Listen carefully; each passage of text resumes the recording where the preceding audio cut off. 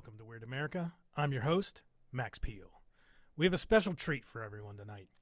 First up, I'll be talking with renowned physicist Dr. Irene Hautzer, followed by ghost radio transmissions, and then we'll have open lines in our last hour. Dr. Hautzer, thank you for joining us. I've been looking forward to speaking with you all week. Thank you for having me, Mr. Peel. I have to admit, I was surprised to be approached by the show, but I am more than happy to share my knowledge with you and your listeners. Everyone here at Weird America is thrilled to have someone of your intellect on the show. Let me jump right in. What are your thoughts on the April Fool's disaster in the Midwest? The government won't let anyone near the area, and we still have no real answers. First of all, what a horrible yet preventable tragedy. That is quite obviously what happens when you stockpile nuclear weapons incorrectly. It's just another example of our government taking shortcuts and refusing to take any amount of responsibility for the aftermath. So you're saying that the United States government is to blame for this? How would you explain the drastic surge in reports of monsters, magic, and other weird phenomena? Well, it certainly isn't some rift to another plane of existence. As for all the strange phenomena, that is a normal human reaction to calamity. People look for an explanation when the truth is withheld from them, no matter how ridiculous. Even when they have all the facts, this kind of thing can have a profound and lasting effect on the populace. Just look at much of Japan's art and media since the end of World War II. It's chock full of monsters and world-ending calamity. Are the demons in those stories real? Obviously not, but the response does make sense. With all due respect, Doctor, I've been hosting this show for over 5 years now. Over the past 12 months, the callers I've had the pleasure of speaking with have a passion about the stories they tell me. There's a level of authenticity, or belief if you prefer, that just was not there before. I'm not so quick to write off what they're telling me as a mass trauma response. I tend to believe them.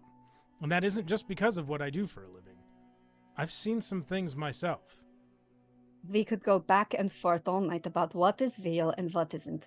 What is the supernatural, though? At its heart, I mean.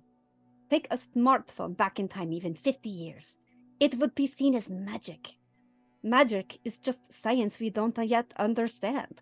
Maybe some of these things are real. All I'm saying is that there is a logical explanation. We just haven't found it yet. The Clark argument. That's an interesting stance, Doctor. All right, we have to take a break. We'll be back with Dr. Hautzer after these messages.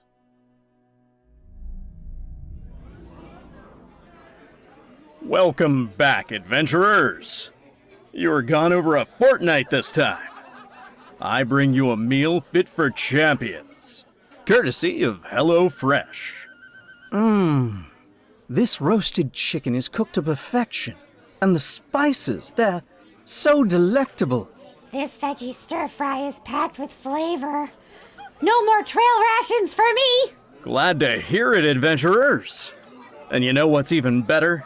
All these ingredients came straight from the fields of the kingdom's finest farms. That's right, no goblin markets or troll bogs involved. That's good to hear. It's not often we get to enjoy a meal that's both delicious and so fresh. And with HelloFresh, you don't even have to leave your castle to get it. We deliver everything straight to your portcullis, so you can focus on what really matters. Defeating that dragon, rescuing the princess, or whatever your quest may be. Wow, that's convenient. We wouldn't need to attend market day in the town square. Absolutely. With easy-to-follow recipes and pre-portioned ingredients, you can whip up a gourmet meal in no time flat. Plus, you'll have plenty of energy left for your next adventure. Sign us up! We'll take a whole chest of HelloFresh! Excellent choice, adventurers. You won't be disappointed. HelloFresh, fueling your adventures, one meal at a time. For free shipping and 70% off your first order of HelloFresh, click the link below.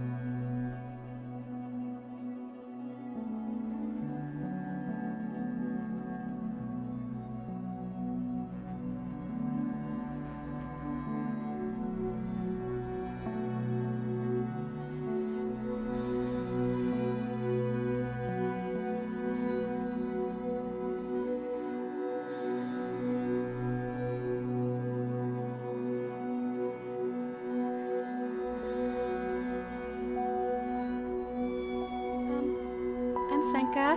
Oh, this is so awkward. I'm 5'6", about 145 pounds. My hair is dark and long with light brown streaks. One eye is brown, the other is pink. Oh, please don't let my soft-spoken nature fool you. I have a rage boiling just under the surface.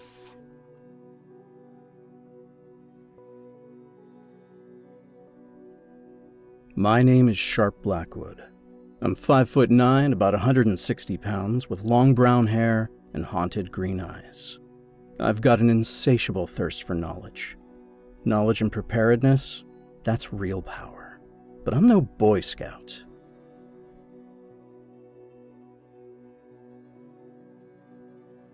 My name is Janica Turner, Anna. I'm 14 now. I have brown eyes and brown hair. I'm 4'11". I think I'm probably still about 100 pounds. I don't remember a lot about the intrusion, and I've been on my own since then, but that's fine. I can take care of myself. I don't need anyone or anything making decisions for me. The only one who gets to choose who I am is me.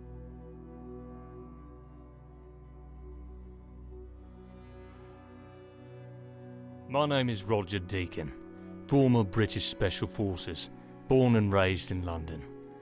I'm 6'1", 185 pounds, with short brown hair and a thick full beard. But don't let my curt nature fool you. Quite a softy underneath.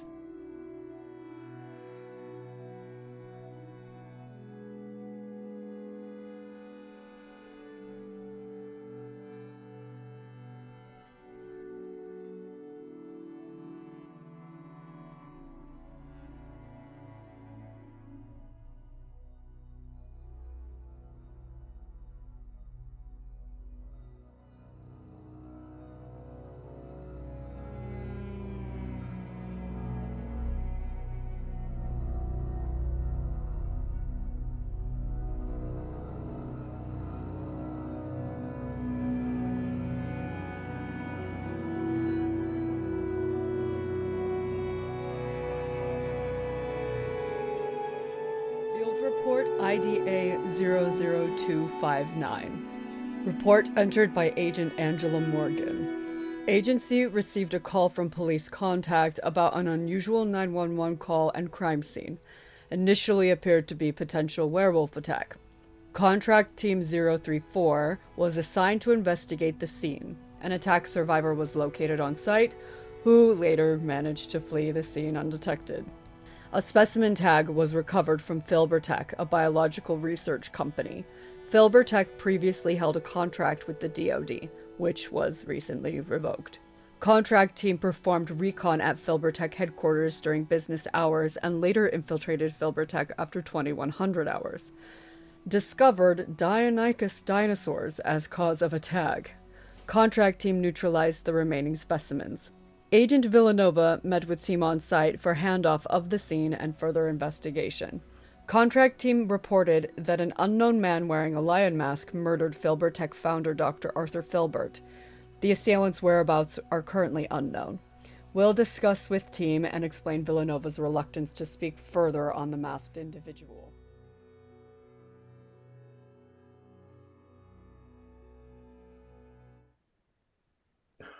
Welcome back, everybody. This is episode 4 of the Sundered Veil on Dice to Thespians. Thank you for joining us.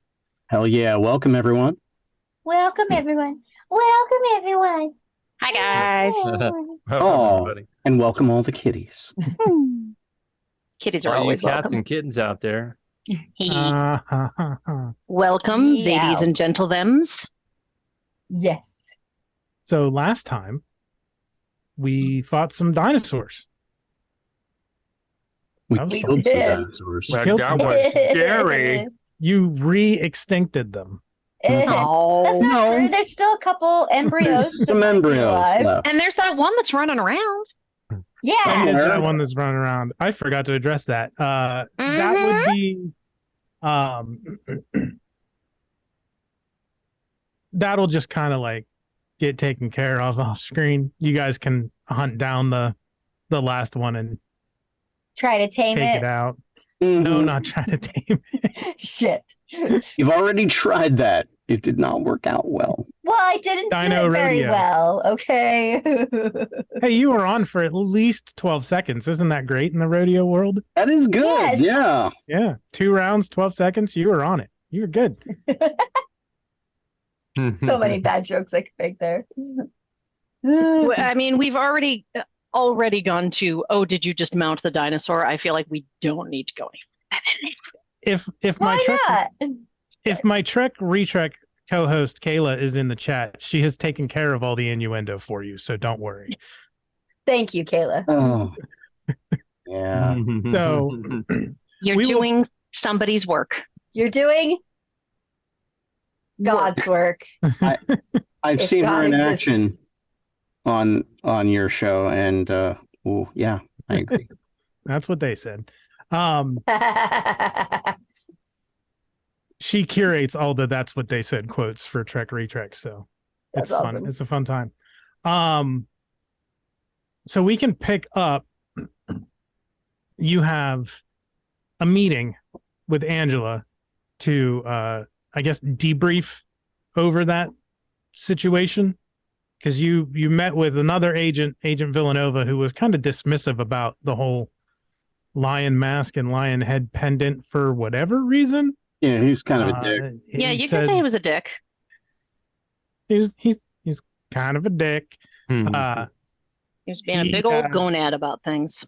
He suggested that you talk to her about it, and you have been able to go to IDA headquarters to have a meeting with Agent Morgan. And when you arrive, Bob will be right there at reception. Happy to see you. Hi, Bob. Thrilled. How's it going? Hey, Bob.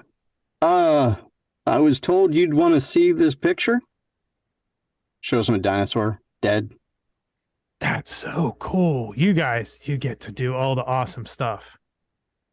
I mean, but somebody has to make the copies, answer the phones, file the reports, and I can't do what you guys do, so I'm just glad to pitch in any way that I can. You're the unsung hero of this whole operation, Bob.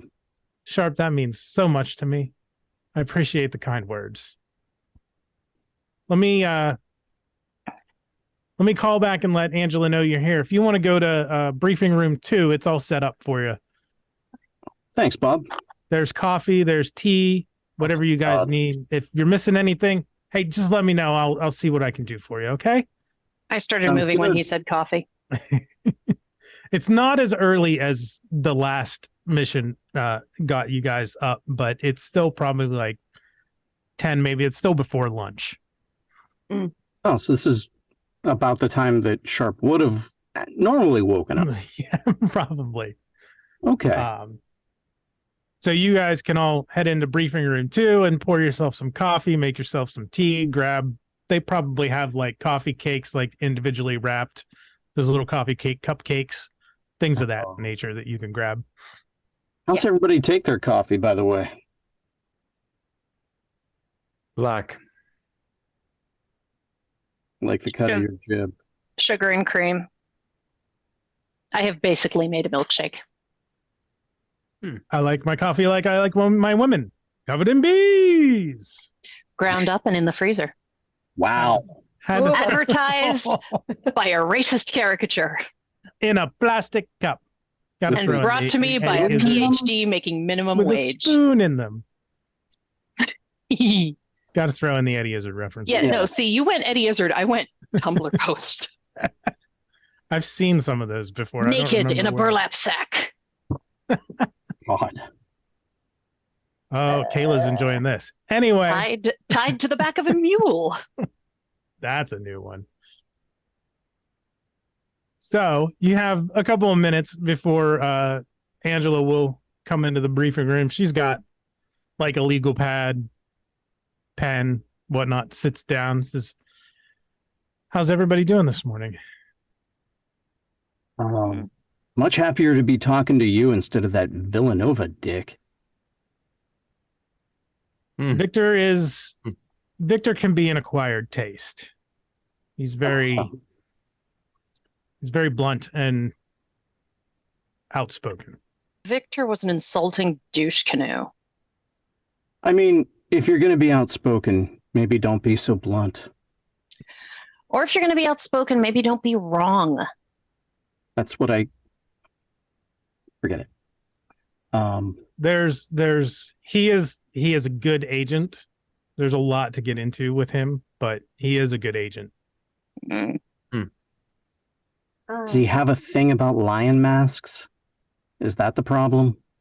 Is he, part of some weird, I don't know. Is he a furry? No. Tell me about the lion incident.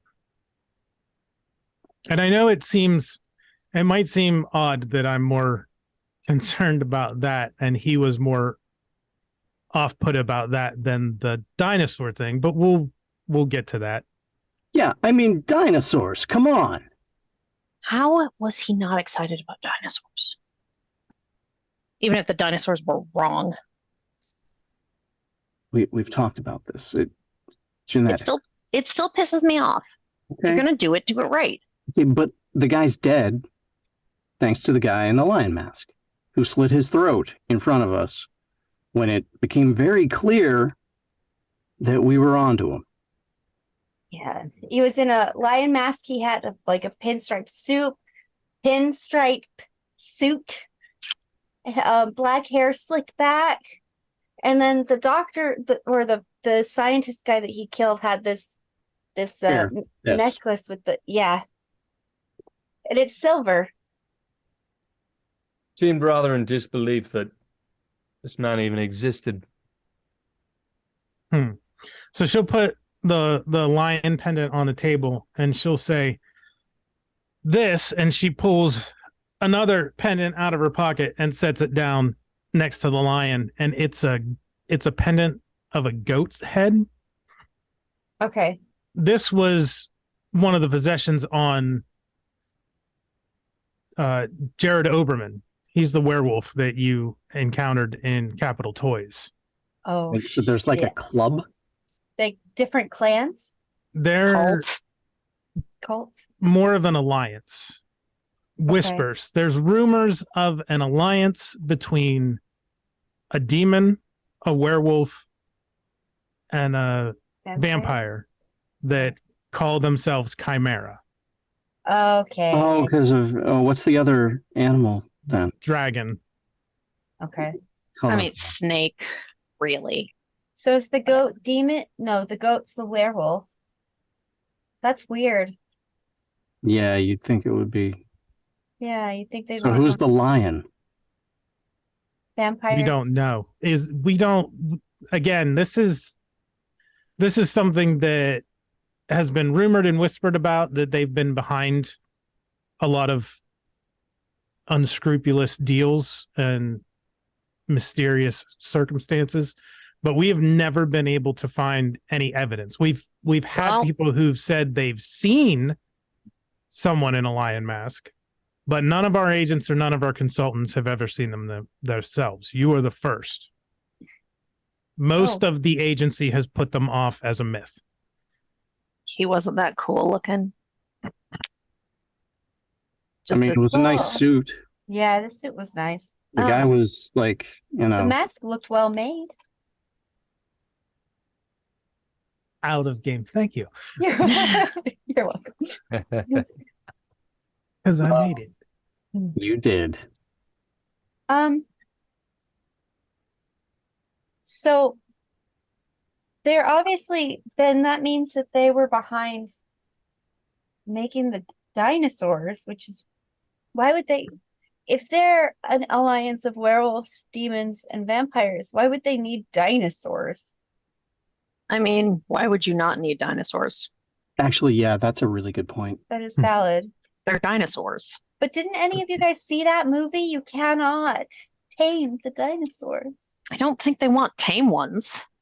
Well, you don't think they'd want them to attack themselves, do they? Didn't seem they have any manner of control over them. They just set them loose on us while they were hiding behind the wall. Well, in this scenario, but then that limits what they can do with them for sure by a lot, I'd imagine. Well, Filbertech originally started from what we've been able to gather. Filbertech originally started the dinosaur research to make living weapons for the U.S. military. Ah, They had a aw. contract. Right. They lost it Yeah. partly because they weren't getting anywhere. Apparently, they got further since Since the contract ended or was revoked. I would hazard a guess that the intrusion has something to do with their recent successes. that makes sense. then, this makes sense. Sorry, Roger, what were you gonna say? I didn't mean to cut you off. No, you don't happen to have any other leads, any hints of anything that might No, lead us this down the path toward any more of these animal masked men or people? nothing yet. Again, most of what we've had up to this point is secondhand accounts and no physical evidence. That lion pendant and this goat pendant are the first tangible things we've got that might point to this actually being a operating group. If it is, these might be independent actors taking advantage of rumors to leverage some kind of advantage for themselves. Maybe they're not related. Okay. But the simplest explanation is usually the correct one. So maybe there's something to this alliance that's been rumored. Occam's razor. Okay. So I don't have enough to start an investigation on this myself. I will keep an eye out, and I know Agent Scorpion has had more than a passing interest in the rumors of Chimera, so I'm sure he will be keeping more of an eye out now as well. And obviously, if you happen to come across anything, you let me know directly. And don't tell anything to Villanova. I'll try to keep you from having to deal with him in the future, but I can't always determine who's going to interact with you if I'm not on duty. Was Agent Scorpion the big WWE looking dude? Yeah. Yes, star. So, if this is a potential threat, whether you guys fully knew it was real or not, why is he the vampire guy so against knowing anything about it? That just seems suspicious. Maybe I'm just being paranoid. I don't know. It's been a rumor that some agents have had to chase for months with no payoff. Okay, so he's like, no, because it could be horrible and I don't want to waste my time. That kind of thing. Yeah, he doesn't want to go on a wild goose chase and run in circles. Okay, that makes Villanova likes more direct interaction with threats than trying to hunt them down and figure out what they're up to. Okay. Right. Yeah, he's, to be blunt. Yeah. Well, it No works out. imagination in that one. Yeah. That's okay. Okay. But thank you for the work you did on that case. I'm glad everybody returned in good health. I have hopefully a quieter, easier assignment for you this week. Well, it's the same week. Sorry, she wouldn't say that. She said your next assignment is hopefully a little quieter and easier for you. And this would be Tuesday morning, which would be the next day after you dealt with the dinosaurs. So she says Thursday is the opening of an exhibit at the Smithsonian. It's part of the Stanhope Corporation's philanthropic arm. They funded this whole exhibit. They brought an actual trench from European countryside that was in World War I. They dug the whole trench out of the countryside, shipped it to the United States, and it's being put on display in the Smithsonian. Wow. That seems like a great use of money. It's Stanhope's personal philanthropic effort, so the government didn't have anything to do with it. Stanhope. What do we know about Stanhope? Apparently, Stanhope doesn't have anything better to do. The Stanhope Corporation has a arms contract with the U.S. government. He his company supplies a lot of the weaponry that we use. Okay.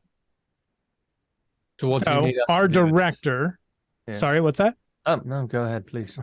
Our director, Joseph Cunningham, owes Stanhope a favor. And Stanhope is more than a little superstitious. So he likes to have people in the know,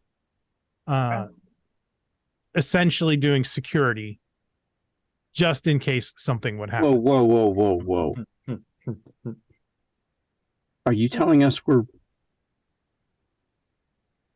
are we working security at a museum exhibit? That's exactly what I'm telling you. Oh, come on, don't do this. How Is it much because did we they saw the guy say? in the lion mask? No, it's because the agency owes Stanhope a favor, and you are the only consultants available to do this job. I mean, if you don't want to do it, you don't have to, but you won't get paid. Sounds like I'm okay. glorified babysitting. How is it just one night that we have to do this? It's not Yeah, how long is this trip? It's just for the opening day. okay. That should be fine. Right, guys? You'll It won't start- be hard, it'll be easy. Do we get to You'll- eat the fancy museum food? I'm sure there'll be. Stanhope puts on a extravagant spread whenever he does something like this. So it's catered. It will be, most We don't- likely, yes. We don't have to dress up, do we? Nope, you should try to blend in. Try to blend. You'll be acting as undercover security in case any supernatural threats arise. I don't foresee any, but like I said, Stanhope is more than a little superstitious and a tiny bit paranoid. What's the dress code? Casual. Good. Okay. Like real people casual or like rich people casual? It's in the Smithsonian, so general public casual. Okay. It's not like a gala open or anything. It's just the opening day of the exhibit at the museum. Okay. Blending in. All right, I can handle that. Is there in the budget room to get clothing for stuff like this? What do you need? Sharp just quickly moves his eyes over to look at some of the other agents and then back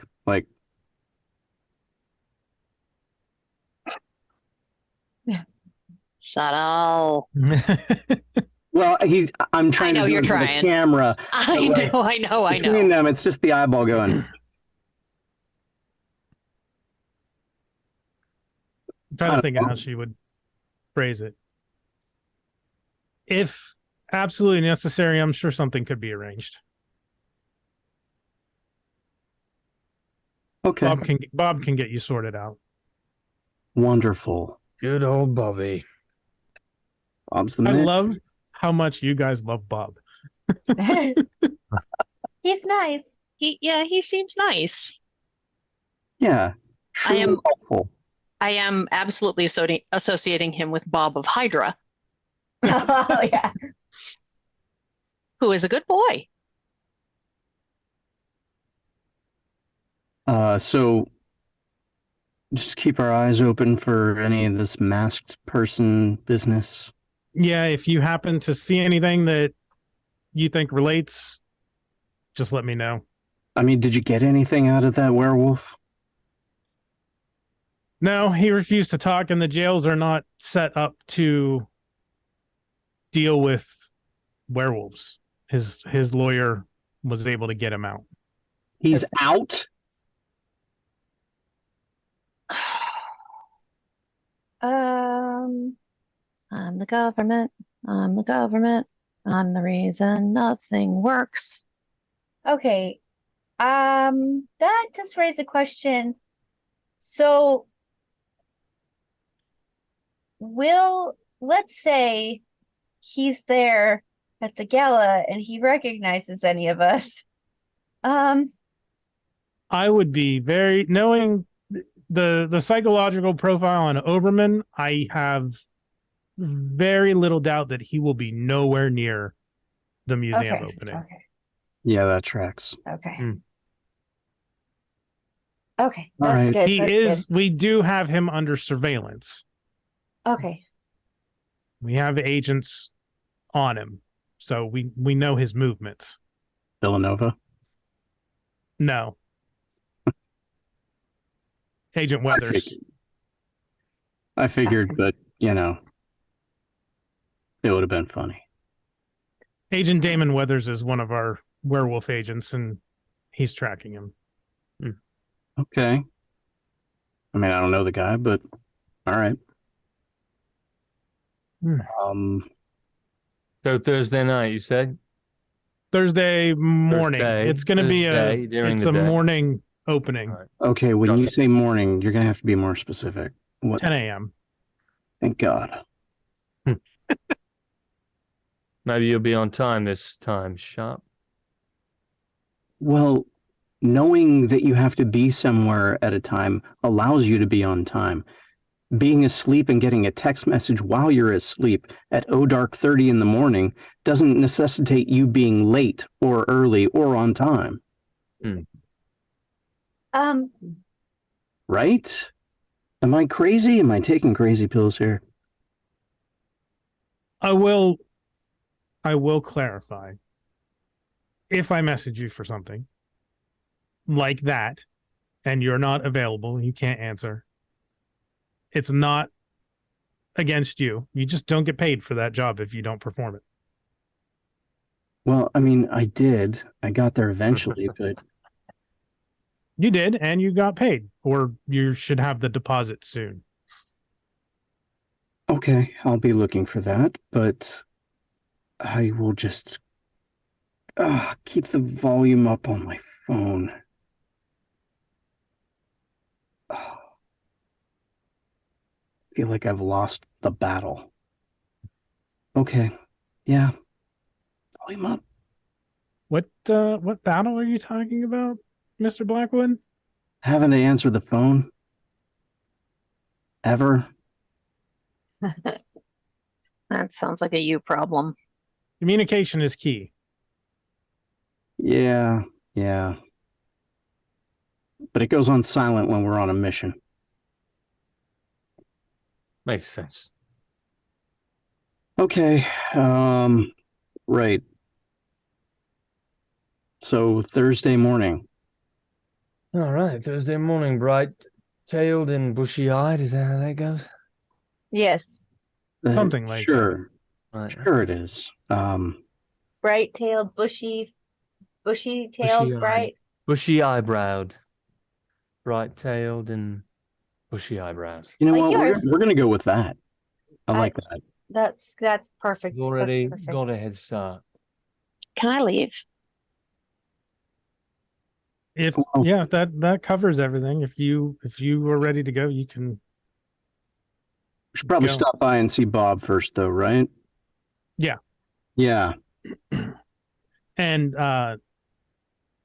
Jenny, if you need somewhere to hole up, let me know. Yeah, I'm fine. Okay.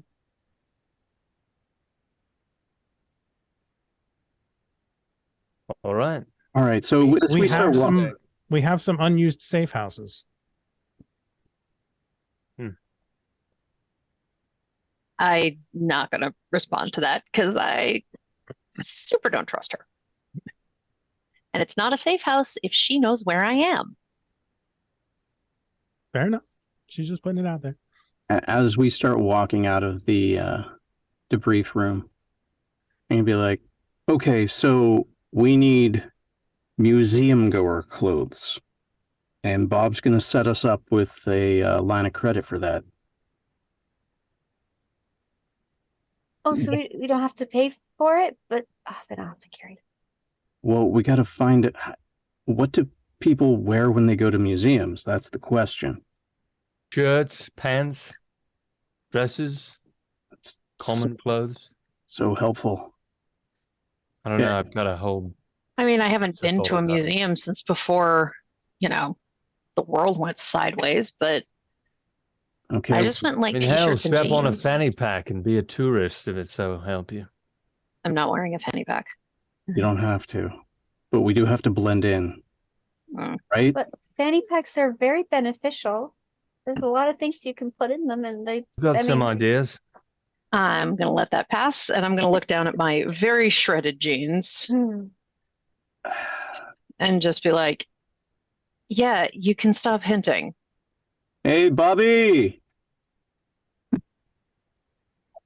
Hey, Sharp, how's it going? I hope you had a good meeting. Yeah, actually, we were directed to come talk to you. What can I do for you? How can I help? Well, we are taking on a mission Thursday morning. Oh, the Stanhope opening. Yes, the problem Yeah. is we have to blend in with museum goers. Okay. So So we've got to get clothing that will work for that. I don't think any of us has that. oh, I mean, look at us. I mean, Roger might. yeah, Roger looks fine. I'm Roger sure- might, Okay, Roger doesn't have to come. but Free clothes. but we were told that you could make this happen, a line of credit or something, petty cash. Agent lady Um, said you'd hook us up. Okay, well, I have a government credit card, but You You are the man. well, I can't give away the pin, and I need to. I'll tell you what. And he just I'm kind of dropping reaches with that us. back for the credit card and takes it back. Mm. I'd say what I say the meeting started at 10. Yeah. Give me an hour. That's when the intern comes in. I'll have them take over the desk, and I'll take you guys shopping. Oh, that's very nice, Bob. Thank you. That sounds we'll use my fantastic. corporate card for it, or the government card. Okay. That's perfect. Perfect. Awesome. All right. I'll see you guys in about an hour. Just All right. meet me out front. Sounds great, Bob. Okay. We're gonna have a montage. A shopping montage. Yeah. I didn't know how else to do it without singling people out. Oh no, I figured. Oh, So well, if, Both of the girls are very scrungly. yes. Um, Bob loves you guys because you're really interesting to him, but he is not because he's just a dude. Yep. So he'll probably let you get away with buying more than you honestly should. Sweet. I'm buying boots. Like Oh, yeah. Really nice high-end boots that will last a long time and they're comfortable. I absolutely buy a new pair of docks. They'll probably last you the rest of your life. Well, are docs still that good? They still last that long? I don't know. Maybe. I haven't bought a pair in quite a while. Roger, Um, are you joining the shopping trip, or Yeah, are you I'm in joining good the shape? shopping trip. Why not? In our shopping montage, there's absolutely one shot of Bob providing Anna with, what he thinks is appropriate 14-year-old girl attire, and she walks out of the dressing room in a pale yellow sundress with a smiling sun on the front, and just She's like, so uncomfortable, and is just like, abso-fucking-lutely not. Don't have to. Just Oh, it has cap sleeve find something you like. and smocking. What do you think of this, Anna? I So- find a nice, like, what looks like a nice leather jacket with like the hoodie part and stuff. I'm like, Oh yeah, absolutely that. here you go. I feel like this Ooh, feels very. maybe it has the fleece on the inside. Oh, I Remember didn't to, check. I'm sorry. remember to get stuff you can move in. Yes. So I get a decent pair of like jeans with some stretch to them. They're like a nice solid denim, not like jeggings. Yeah. A couple of pairs of the those leggings that have the fleece on the inside. Yeah. Some good socks, Yes. some foundational garments that the guys aren't allowed to know about. Very important. Are you there, God? It's me, Margaret. I see Bob's a fanny like- pack and I slip it to Bob. Beans. What do you slip to Bob? Fanny pack. Okay. Perfect. Bob's like looking at Jenny's stuff. He's like, "Do you wear the leggings under the jeans? Do you wear them at the same time? That seems like it would be cumbersome." If it's cold, that's why they stretch. Okay. Layering. Girls get cold, Bob. That makes sense. That's fair. That's fair. That makes You sense. know, sometimes argue with that. happens. Most of them are in dark colors because those stain less, obviously. Sometimes guys get cold. Yeah. Everybody gets cold. Everybody gets cold at some time. Grabs. And everybody has different tolerance. So That's right. my mistake. Makes sense. Whoever they are, they've got their own little nuanced things about them. She plops a couple of sweatshirts and button-down flannels on the counter in front of him and goes, "Yeah, and everybody poops. Can we move on?" So you guys are wrapping up your shopping trip, and Bob's like, "Okay, I shouldn't do this, but I've had a blast with you guys. Do you want to get pretzels with mustard and slushies? Yes. A great Oh. cart that usually is set up on the corner a couple blocks away. This sounds great. Yeah. Oh, I already have my bags in hand and I'm just waiting for him. All right, let's go." So he'll take you to get hot pretzels with mustard or nacho cheese. He's not going to force you to use mustard if you don't want. And whatever. Like if we're determined to be wrong, I guess. Sharp I maybe got like one shirt. Well- he didn't really get anything. He Sharp has a job. just enough to be like, yeah, I also needed a thing, so And Roger got a fanny pack, so part everybody of needed this. something. Mhm. Yeah. I got heavy steel-toed leather work boots, high-end comfy sports bra, because you gotta have that when you're running around like a lunatic. And also some stretchy jeans, much like her, though they probably bigger size by a lot. Logically. Yeah, I'm 103 pounds. yeah, definitely much bigger than that. But and a trench coat that is like nice wool, a little bit heavier, big pocket, and another backpack. She got a new backpack. That's Oh. not falling apart. A bigger one of those ones with all of the it has all of the different compartments. I could fit everything in it. all Like a right. let's get haversack. Yeah. Let's get some pretzels. Sounds good. All right, you'll have your pretzel snack with Bob, and he'll take you back to if you Jenny and Senka, if you need dropped off at a specific place, he can drop you off there rather than taking you back to the headquarters first. But he'll, I imagine, have to go back for Sharp and Roger because their vehicles are probably there. Um yeah, sure. I'm good to be dropped off the corner of Sherman and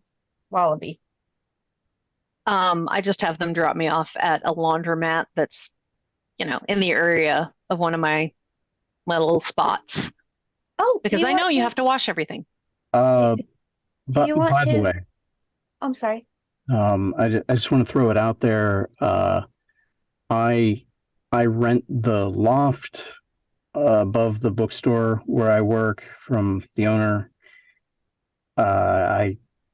The water's paid for. It's part of the deal. So if anybody needs to use the washer and dryer, they're welcome to. Oh.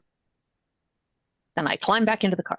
I'll be like, oh, me too. But I'll be all, oh, Sharp's neighbors are going to think he's the pimp. no, I was going to say Sharp's neighbors are going to think he has like a serious hero complex. Oh yeah, that's true. Or he has some relatives who are in just a lot of trouble. I mean, there's only the one loft apartment above the bookstore. He doesn't really have neighbors. People in the area. People in the area, maybe. Yeah.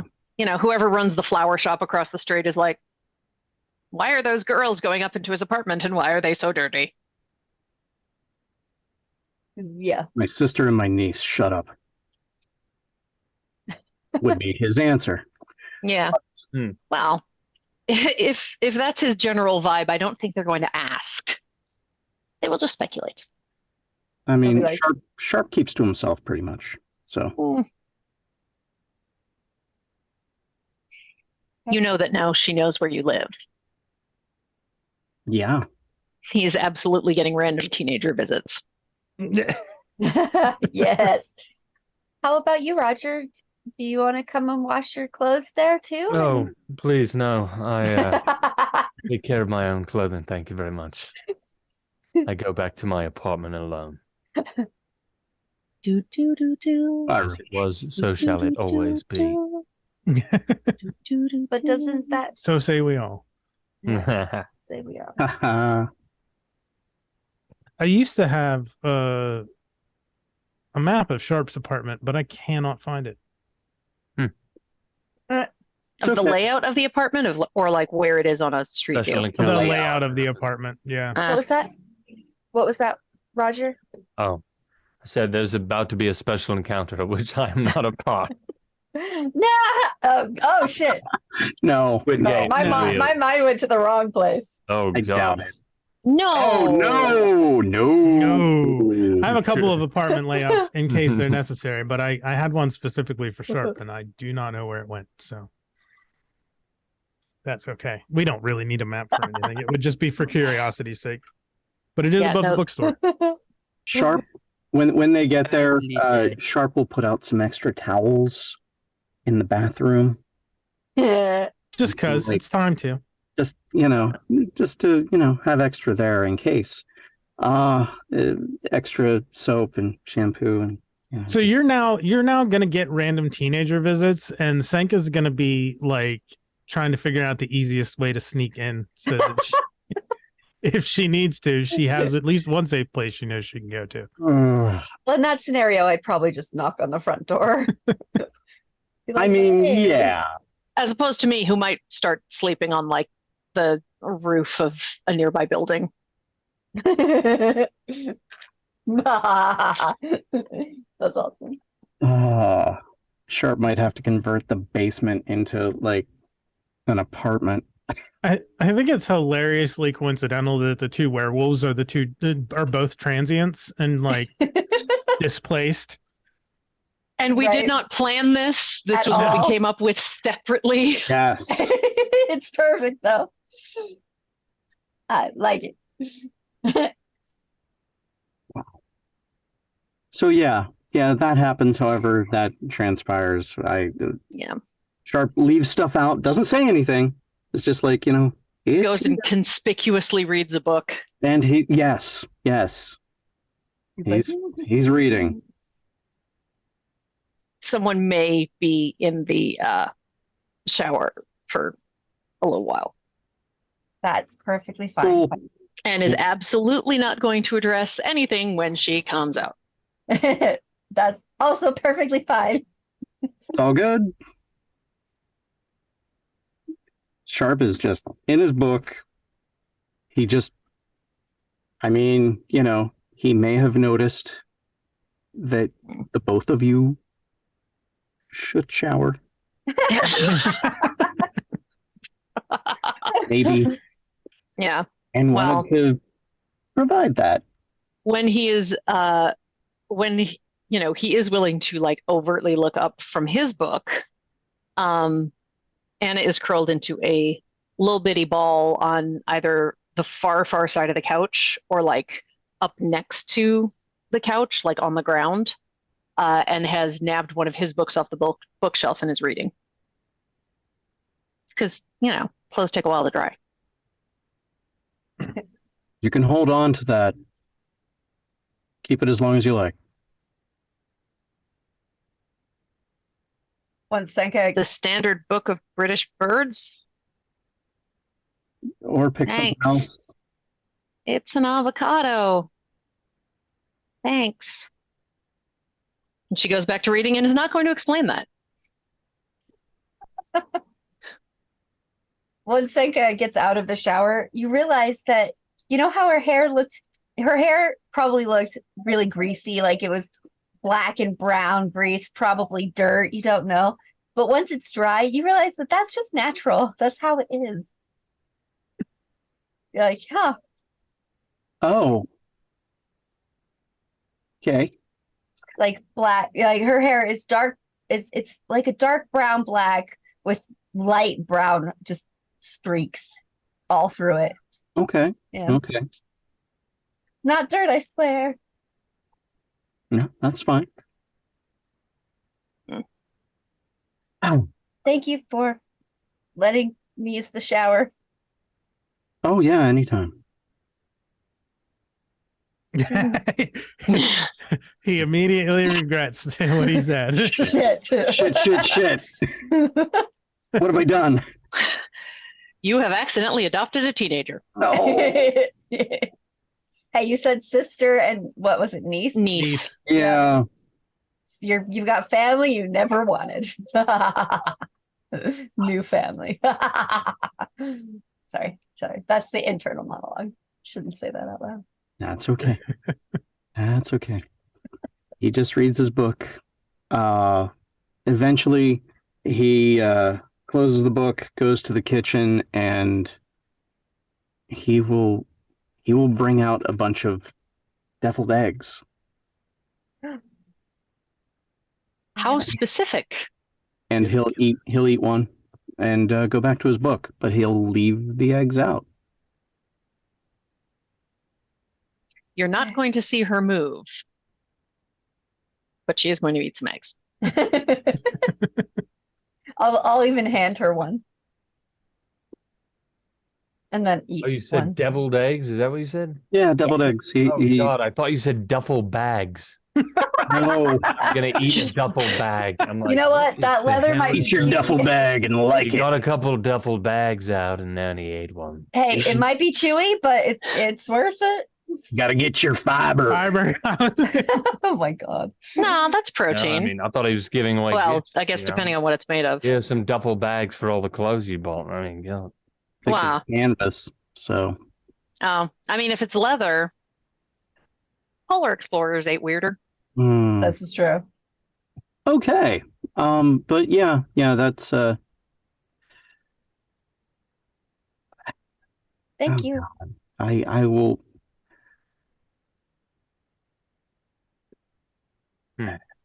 Okay, so shit. Yeah. Once the laundry's finished, I'm gonna get up, grab my stuff, roll it up very small tight to fit it into my backpack, and then I'm just gonna go out the window. Okay, because Sharp was about to be like, here's some blankets. No, I'm out the window. Okay. But as I go, I'm gonna wave the book and be like, I'll bring it back when I'm done. And then, I hope you have a fire escape, but that's not a huge deterrent. If not, I'm sure he probably does. Yeah, probably. Yeah. Especially above a bookstore. Yeah. Because if there was a fire in a bookstore, That's probably a Oh. bad fire. That is a bad Yeah. fire, yeah. No. And it's a used bookstore, so it's like. The good smelling kind. Mhm. Although I have a feeling by now that Sharp has taken pains to reduce the chances of that as much as possible. Oh, yeah. Magically as well as mundane. Yeah. Yeah. Save the books. Save the books. Yes. Yeah. So that happens.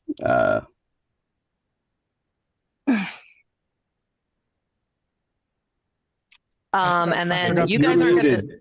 You are muted, Shauna. Well, shit. Oops. Sorry. I forgot to start the music. Do go on. Going this whole time without music. Just thank you. I really appreciate the offer. I should.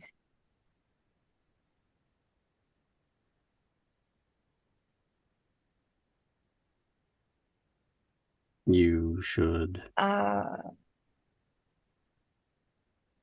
If you don't mind, if it's okay, may I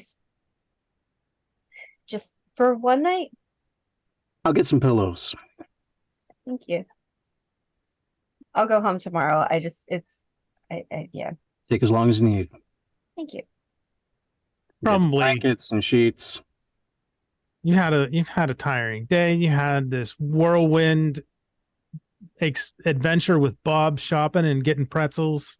Lots of people, and Mhm. Bob is very chatty, which is fine. But overwhelming. Yeah, a little overwhelming. That's Yeah. okay. Yep.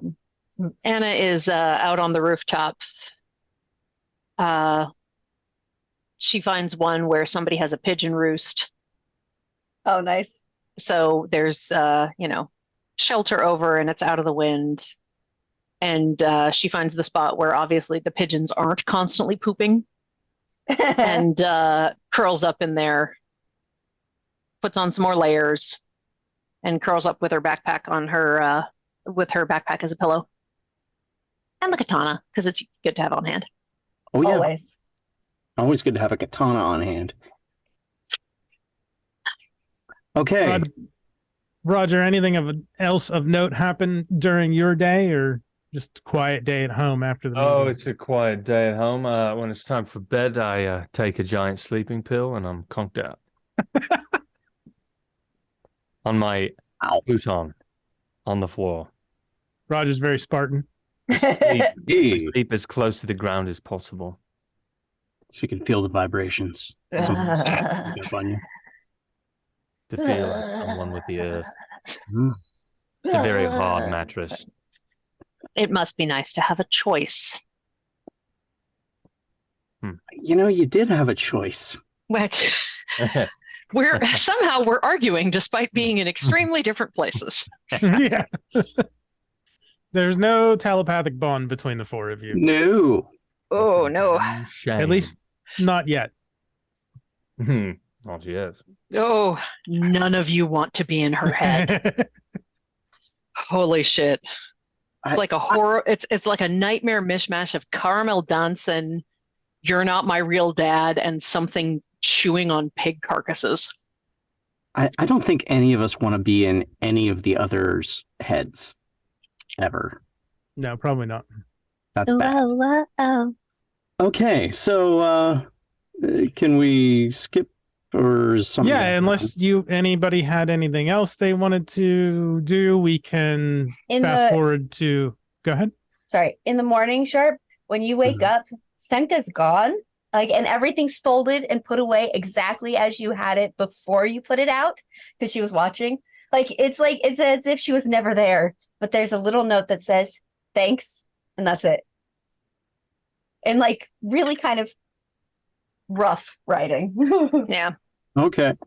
And you're going to get at one point there's going to be a book in a Ziploc baggie propped up against your front door. That's awesome. Didn't want it to get damaged, but didn't want it. walk in the house without an invitation. That's rude.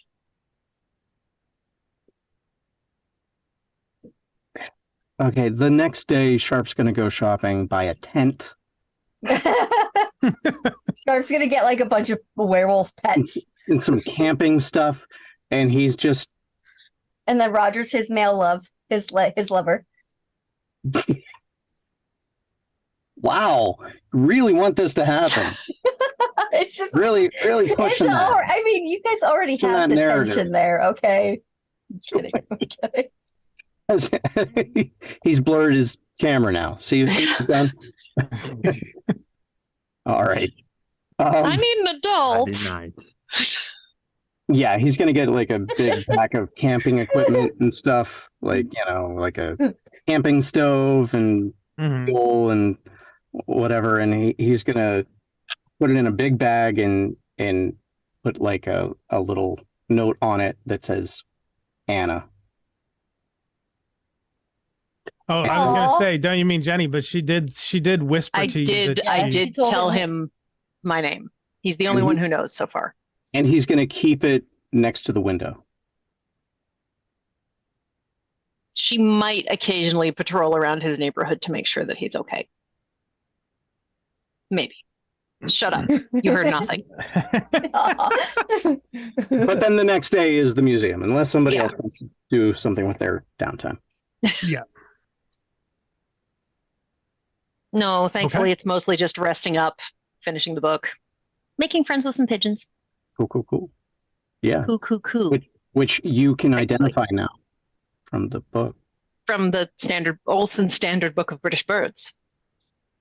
The expurgated version. So it doesn't have the gannet. Sharp shows up at the museum at 9:45. Ooh. Little does he know, I arrived at 9:40. And I've been there since 6 a.m. But I'm proud. You should be. You should be proud. Anna gets there at like 9, 10, or at like 10 past. And at first, you might not recognize me because I'm wearing dad shorts, sandals, tank top, fanny pack, sunglasses that go with our glasses and then go down. Oh my God! Yeah, he walked right past you. Yeah. See? Oh, are you wearing didn't even socks? recognize me. And I'm wearing socks with the sandals. They're like He's got Birkenstocks. the sock with his sandals. Like Birkenstocks with the white crew socks. Perfect. Are you kidding me? This is amazing. I can see it. And I also have my backpack on as well as the fanny pack.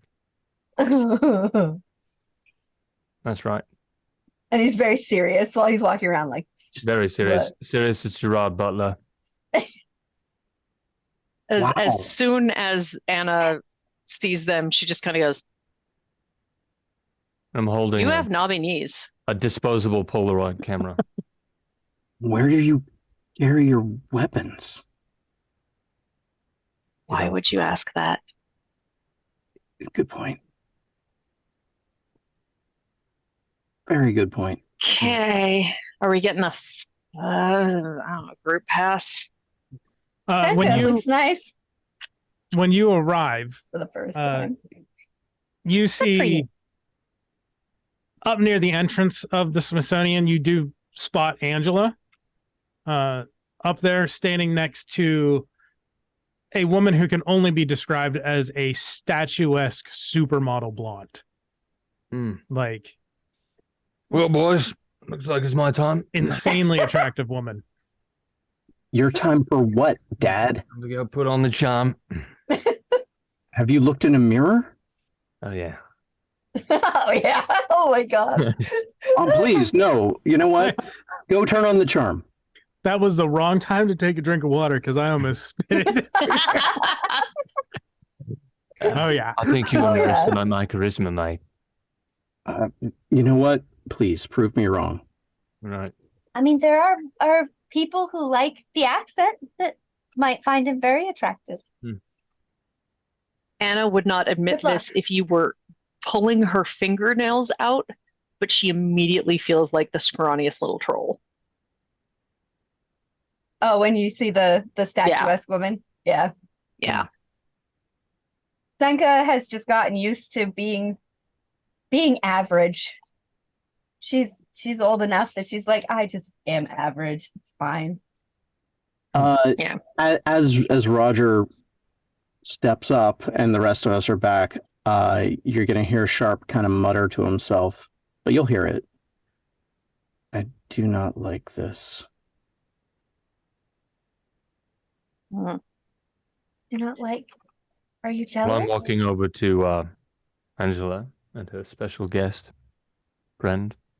Are you Sharp and Anna and Senka? Are you holding back, or are you right behind? I'm going to Roger? follow Yeah. a few steps behind after I.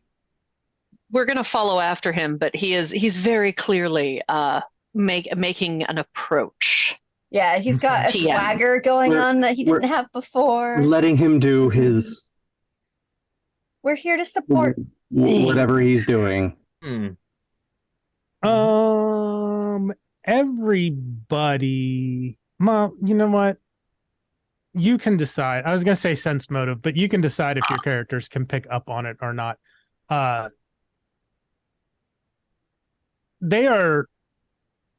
They have a very casual attitude with each other. More like they're friends than the friendliest you've seen Angela act with anybody else. Yeah, I'm going to roll a sense motive on that. I mean, you don't have to roll. You can just decide if it's something your character would pick up on or not. The answer for me is no. I have a negative to my sense motive checks. I would no clue. What did I roll? I rolled an 18 on the die, so Nice. He does notice that. it would have been over 20. So there is a little bit of tension to Anja's shoulders too. They're friendly, but they're tense. Yeah. Sexual tension. I don't really notice, but I also really don't trust Angela, so. So as you get closer, I smelt it from across the room. You'll hear Angela say, "Here they are. This is," and as she starts to introduce the other woman cuts her off and just reaches out her hand to Roger first because he's there. And she introduces herself. "My name is Celestine Abernathy. I am the Executive Vice President in charge of Public Relations for the Stanhope Corporation. Pleased to meet you all." Pleased to meet you. Sharp Blackwood. And she'll shake each of your hands. I'll be like, Like of a hand. that was nice to meet you, but you didn't have to cut her off. She'll kind of just lightly quirk an eyebrow at you, and she'll say, "Anyway, does she bother to shake the 14-year-old's hand? Yeah, she'll shake each of your hands if you let her. If you're not gonna reach out to shake her hand, she won't. I mean, I'm going to assume that she's not going to. I'm also staying like halfway behind Sharp. Okay, so she might not. If you're like half behind him, she might not try to like reach around him to shake your hand. But okay, if you're there, she will. Probably not. I'm staying. You know, I'm very much playing up the. I am definitely not an adult card right now. So she'll raise an eye, just sort of quirk an eyebrow at your comment, but not address it. She'll say, "Thank you for being willing to keep an eye on things. Mr. Stanhope is vigilant about potential unexplained events that could occur. We do not anticipate any incidents today, but better to be wary. I will be on site supervising the event. Angela will show you where you'll be set up. I've already given her that information. If you'll excuse me." Wait, excuse me. Is there anything we need to be aware of? Such as I said, we don't anticipate any issues, but Mr. Stanhope likes to have more in the know individuals on site than normal security allows us to employ. I mean, does Mr. Stanhope have any enemies that we need to be aware of? Anything we need to be looking for? Just in case. She kind of chuckles and says, he is the CEO and owner of a national arms contractor. What do you think? Yes? Sure. Great. I'm really happy about this job. Mhm. Let's go, everyone. Mm. The list of potential enemies is too long to go over. However, we have done the reconnaissance and we do not foresee an incident today. I Yes. just want to be Thanks, Doc. prepared and have my team be prepared. Right, everybody? And I appreciate that. And that's part of the reason that Angela recommended you for this assignment. I'm always prepared. And I flip my shades down. This is true. He is always prepared. And then I whip open my fanny pack and get the mouth spray. Oh, God. And then I slowly zip it closed in my fanny pack while I stare at her. Okay. Excellent. Well, as I Great. said, I have other things to attend to. Angela can fill you in on more details. Thank you again. She'll turn to Angela and just nod and say, I will see you later. She turns and heads into the museum. And Angela just kind of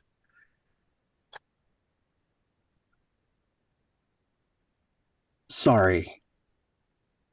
No, my apologies. I didn't realize that Celestine was going to be here.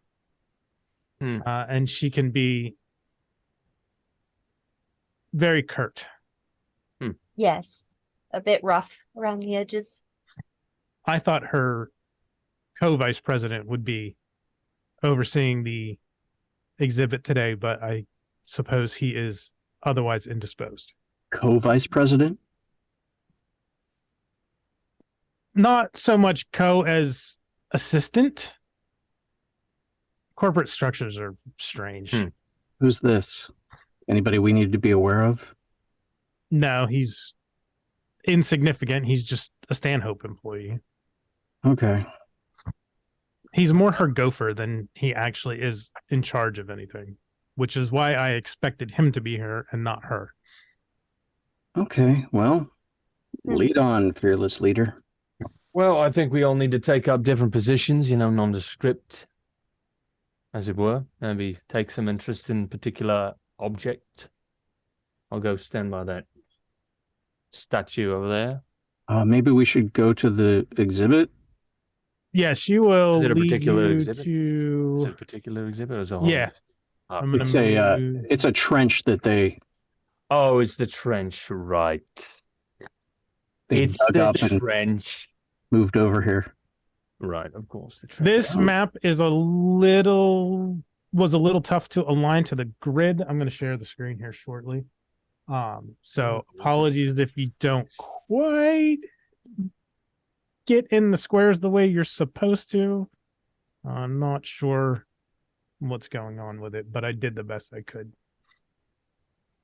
Let me share this.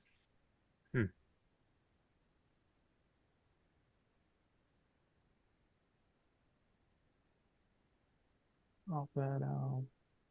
Zoom in. Share. You should see that now. Uh-huh. Yes. Excellent.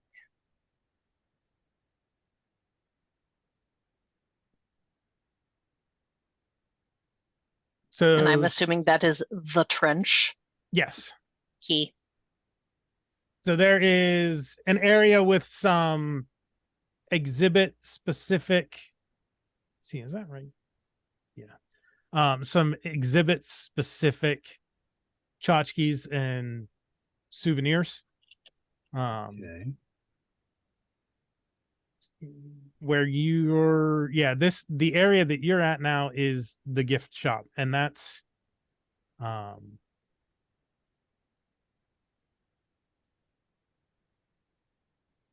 Those white marks, those are the doors. Those doors? Yeah, these. Yeah. Yeah, these are doors. Got it. Bathrooms. Yep. Bathrooms. Are Men's- the blue things windows? That's a Like- good question. I got to look at the map. Hmm. And the key. That's a room with just a window, no door. How you get in? Anyone's guess. Magic. Maybe you don't get in. Maybe they've sealed it off. I mean, it is Maybe it's a part of the magical exhibit. sliding door. I It's a tank will. out I there. will. I know what it is, and I will explain it when you get there and see it. How's that? All right. Because you're technically still in the gift shop area. Right. I do. But yeah, these are there's bathrooms.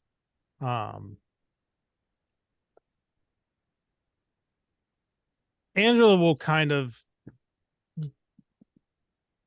defer to you on where and how you should set up to patrol.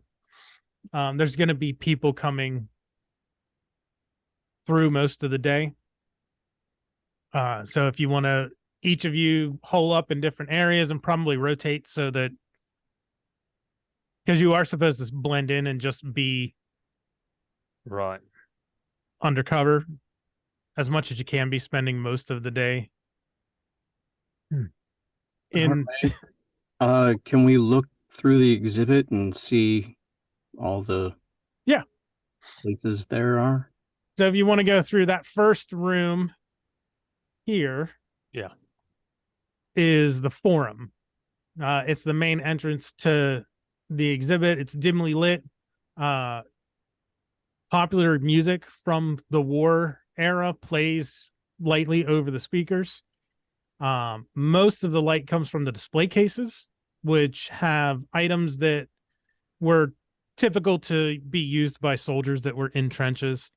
There's a box for donations to one of Stanhope's philanthropic charities next to the door. That leads to the museum gift shop, and then the ramp leads up to the next part of the exhibit. And you kind of have to, as you can see, kind of snake your way through this display with the way that It's like a the guided, display cases are set guided up. museum. It's like the line at a ride at Disneyland. Gotta go through. This area is the gallery. It is devoted to showcasing weaponry used on the front lines in World War One. It's larger than the forum, and it's difficult to see from end to end because the display cases have been arranged to make it feel like you're snaking through a trench. Makes sense. Okay. There's occasional recordings of speeches from politicians of the era drifting through the speakers. There are also recordings that are clearer, so they're more recent, and it sounds like it's most likely older veterans talking about their experiences in the war. Okay. Interesting. Okay. Let me see. One wall is a floor to ceiling window overlooking the World War One battlefield, like the trench with the tank and the that's the window.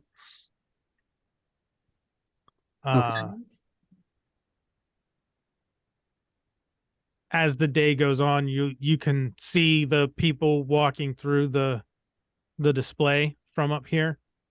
At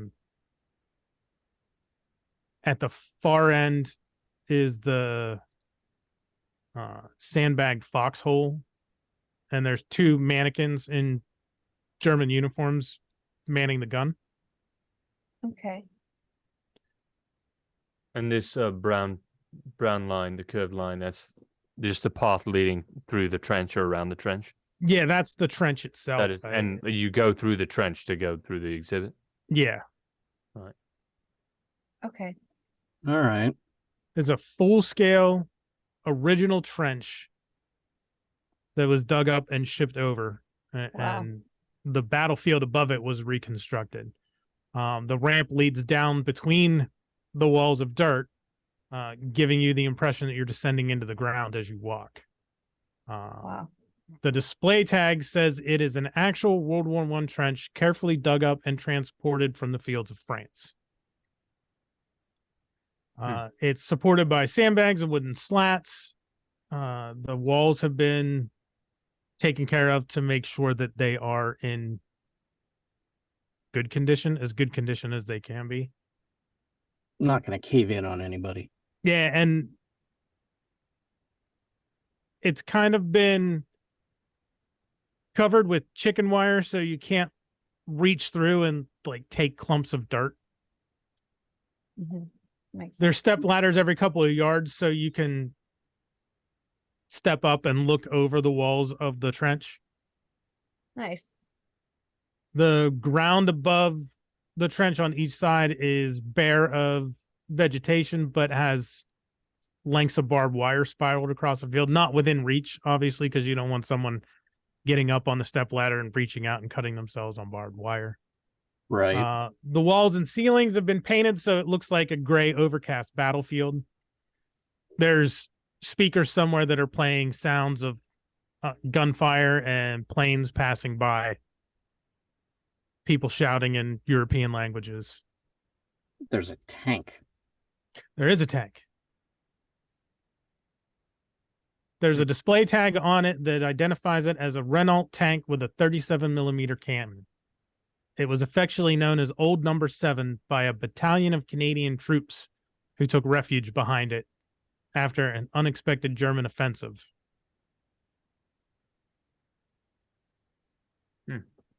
The tank not only saved the Canadian troops' lives, but helped them retake the ground that they had lost.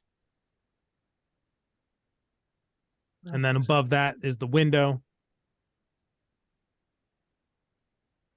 that shows you the battlefield from the gallery.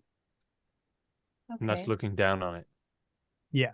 A little bit up. All right. So how do we want to place ourselves? I mean, this is a battlefield, so Yeah, go with whatever Roger says. it's true. Well, if we're gonna, I think if we're looking out for signs of interesting parties or trouble, we might need to be a bit split up to cover this area of the museum. Yeah. So, every 20 feet or so, spread out and just slowly make our way through the museum exhibit and just go round robin. Just make a serpentine around the whole exhibit and just keep circling it. Taking our time, I'm just going to lurk around like a very bored teenager who's waiting for her older relatives to get through this. I can take the front, so I can start at the, let's say, the middle of the trench, and the rest of you find yourselves somewhere behind me. How often do we want to rotate? Should we set a time so we don't have to communicate that with each other? Ooh, just let it be natural. Okay. Sometimes we might be next to each other. Sometimes we might overlap. One of us might overtake another, and they'll just fall back. Do we have some kind of code for trouble, a warning thing? Yeah, we need something, don't we? Maybe a sound? Something subtle? Any ideas? I mean, I can pull on my ear like this if I'm within sight of any of you, and you can pass the signal down. They have like a whistle or something in the gift shop? Wait, what's in here? They might. So this is a bunker that was an actual command bunker that was lifted along with the trench. Oh wow. Let me see.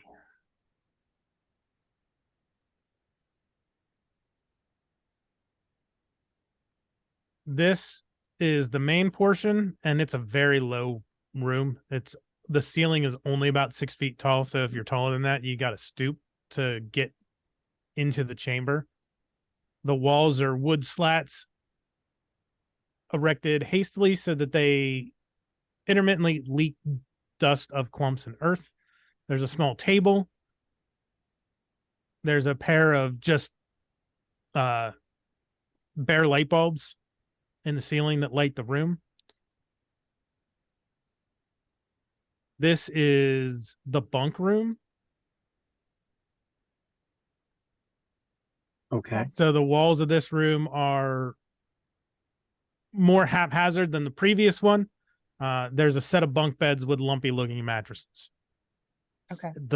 The door is very dated and basic with a hook and latch lock. Okay. The hook is fastened to an eye socket in the opposite wall, so it's latched shut here so it doesn't close. Okay.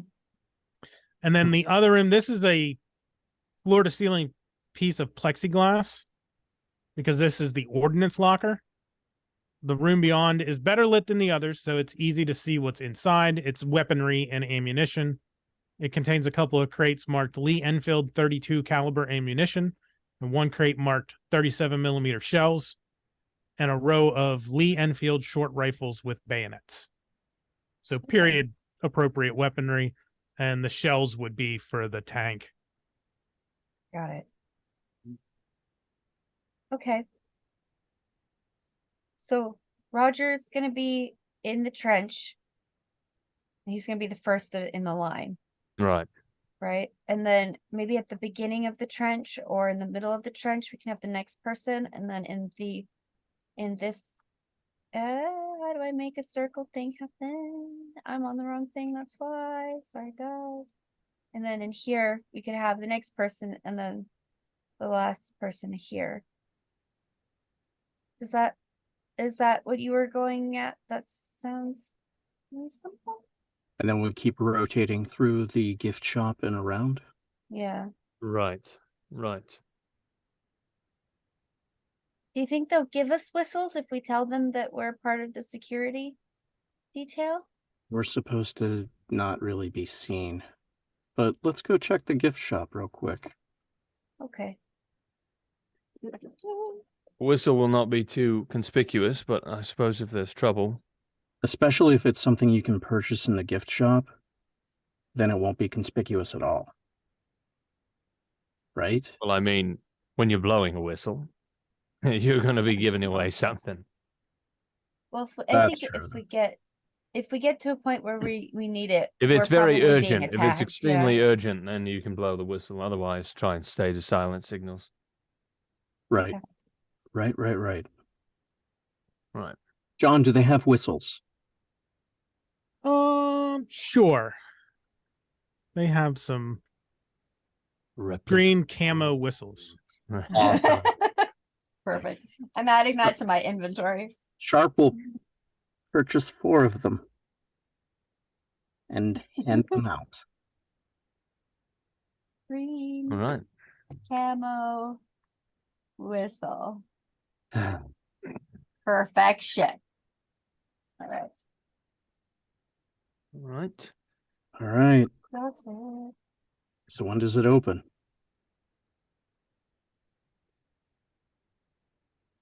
It opened like it opened with the museum when you got here. It's Uh, just not. You busy. had about half an hour before, maybe 20 minutes, half an hour before the museum actually started letting people in. So as the day goes by, you've established your your routine as the day goes by. You know, people start to filter in and out. It's not super busy. Like it's a Thursday. It's like the preview day. So there's a couple of groups come through. There's probably a field trip from a high school or an elementary school that does come through and see things. Lots of cameras. Yeah. I trail along after the high school kids at one point, just so I look slightly less out of place. Yeah. And at one point, I'm going to sidle up to Deacon in the gift shop and just go, where the hell is Tipperary? They keep singing about it. They keep saying it's really far away. Where the hell is it? Oh, I wouldn't worry about that, love. I'm not worried. I just want to know. Oh, well. I'm the wrong one to ask.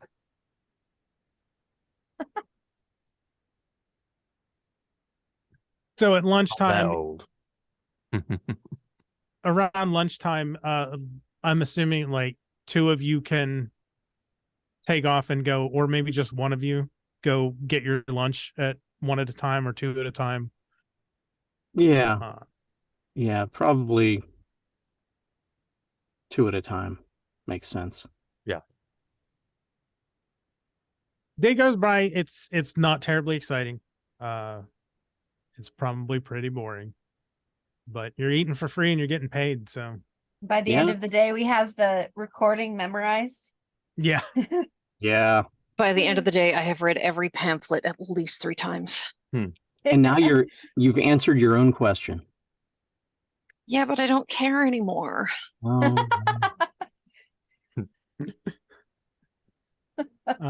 That's great. Fair enough. So how were you? I saw you were stationed like one person here. Yeah, one person there. I mean, one roughly, person. as we all move throughout the exhibit. Every 2-3 aisles split up. Yeah. So one here, one here, one here, and one here, or so. In this area. All right. Like, So I'm just gonna here-ish. Yeah. put one there. You're saying like here, Yeah. here, and here. Yeah, that seems good. Yeah. So it's getting pretty late in the day. There's a couple more people filtering through. There is one guy who comes through and buzzes, not like running, but he's walking pretty quickly past you, Anna, and gets here and sharp. He's like, "Excuse me, buddy." As that happens, I tug on my ear and look over at Roger. As he moves past me, because he is moving so much faster than usual, I am going to quickly use my partial change just so I can pick up his scent. Okay. Because that seems like something that would be good to keep track of. Because I'm staying aloof, I look up toward the balcony and I see that Sharp is tugging on his ear. So I look down towards where Senka is and I'm gently rubbing my ear as well. Can I see him past the tank? Perhaps you're like strolling. Maybe you're coming around the corner of it now. We're in a slow motion. Right? Yeah, you're not like standing still. stationary. So We're if he meandering. stopped, so Roger might have stopped and waited for you to round the corner. Yeah. Here, and once you round the corner, you see Roger standing up there. Tugging on We're his... not patrolling with like beefeater precision. Yeah. Okay. Once I see him, I'll scratch my arm in acknowledgement. All right. Just so I'm not doing the exact same thing because I don't want it to be. I take that as a received signal. And I decide to go backwards through this maze because why not? And Sharp's gonna follow that guy. Okay, so you let him pass, and then you're gonna follow him. Mm-hmm. After I mean, I this is 5 feet wide, so it's not like he can't slip through. Oh yeah, no, I'm letting him slip through, but I'm sending out the message that something might be off. I'm not whistling yet.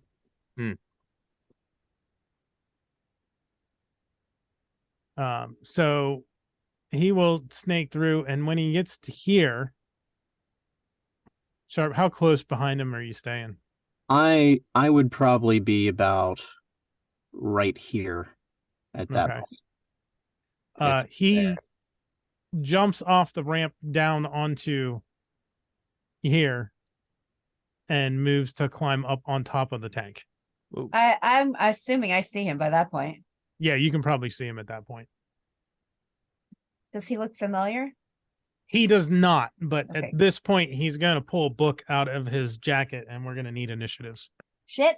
All right. I will have moved backwards on the path about five spaces as well towards Senka at this point.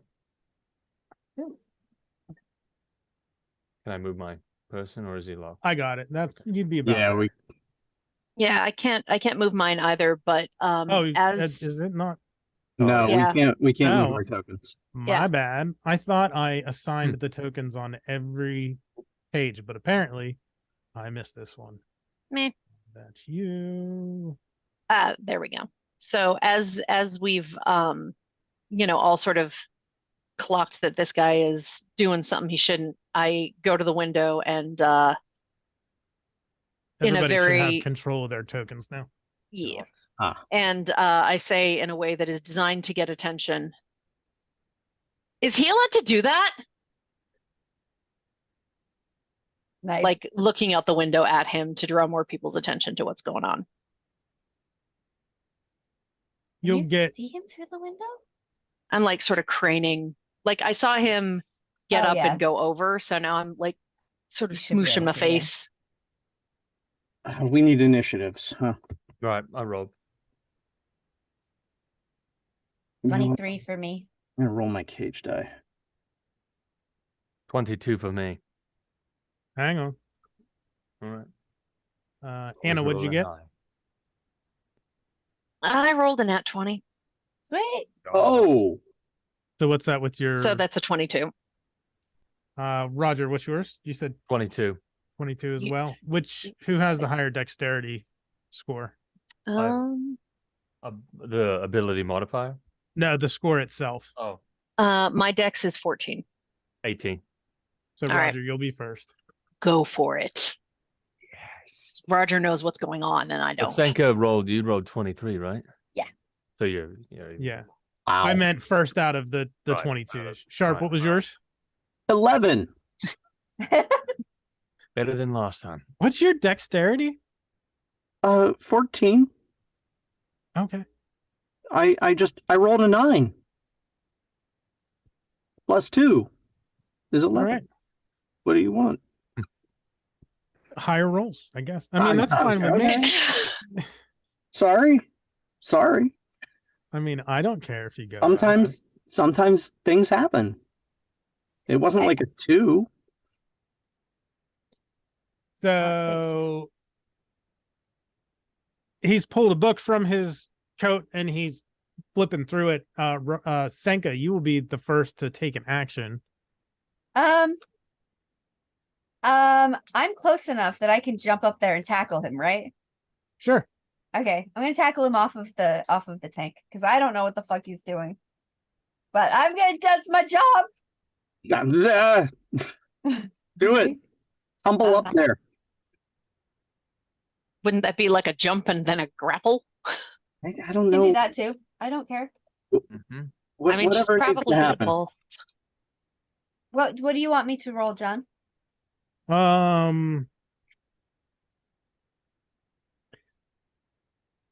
Give me a high or low. Low. You'll need a climb to get up over the. It won't be terribly difficult, but over the wall. Okay. And then you can get up to him and try to do a grapple as an attack. 16 for the climb. Okay, you can get up over the wall easily. Okay. And then it was a grapple for the attack? Yep. All right. Ooh. Wait, no, that's the wrong thing. Okay. But no, it's the same number. Okay, so 23.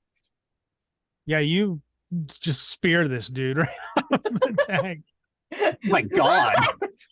How high is the tank? Well, I mean, it's a tank. It's probably I mean, Big I'm enough not- for people to be inside. Always, Yeah. So, you know, oh, Sound City, 8 to 10 feet. onto the dirt, something like that. Oof, So that's the wind knocked out of you.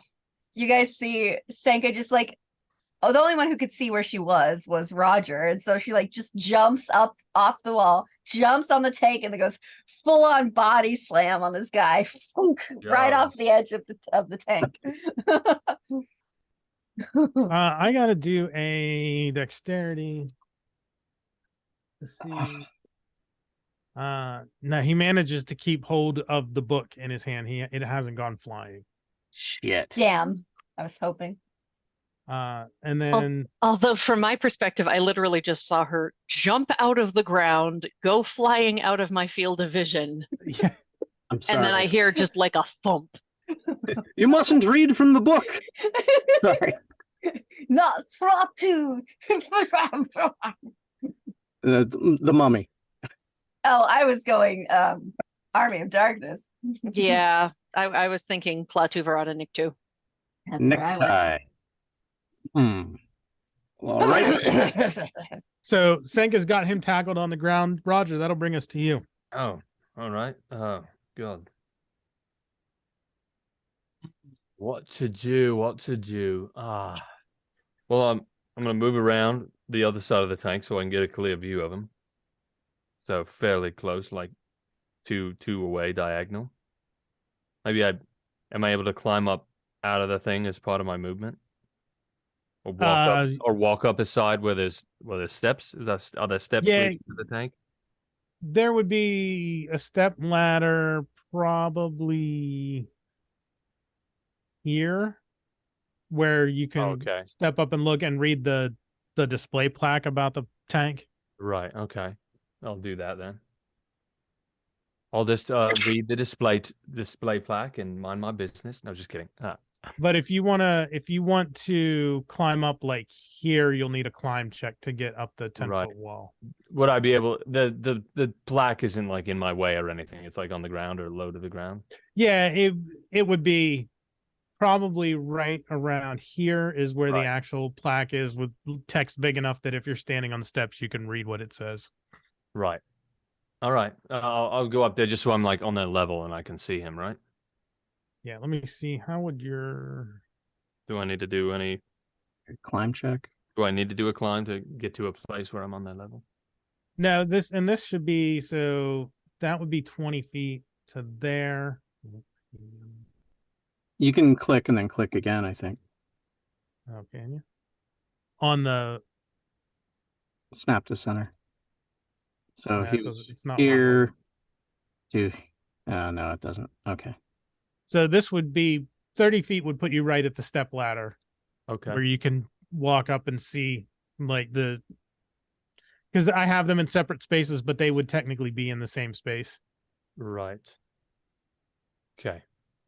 But Anna is grappling. She's tackled this dude and they're on the ground. Right. Did he drop the book? No, he still has a hold of the book. All right.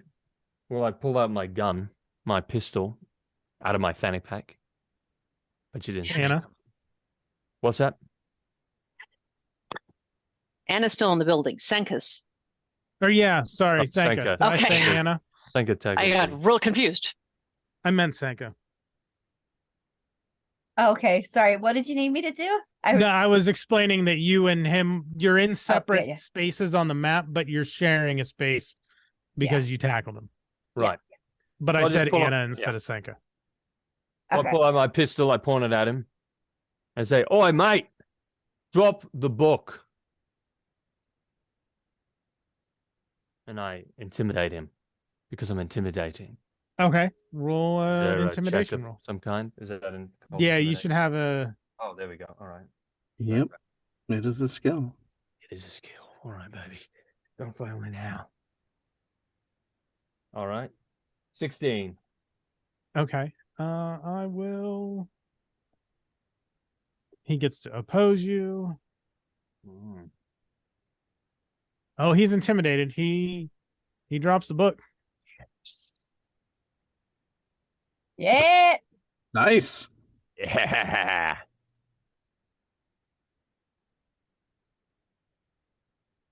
That is all I wrote. And then I shoot him just cuz. No, Whoa.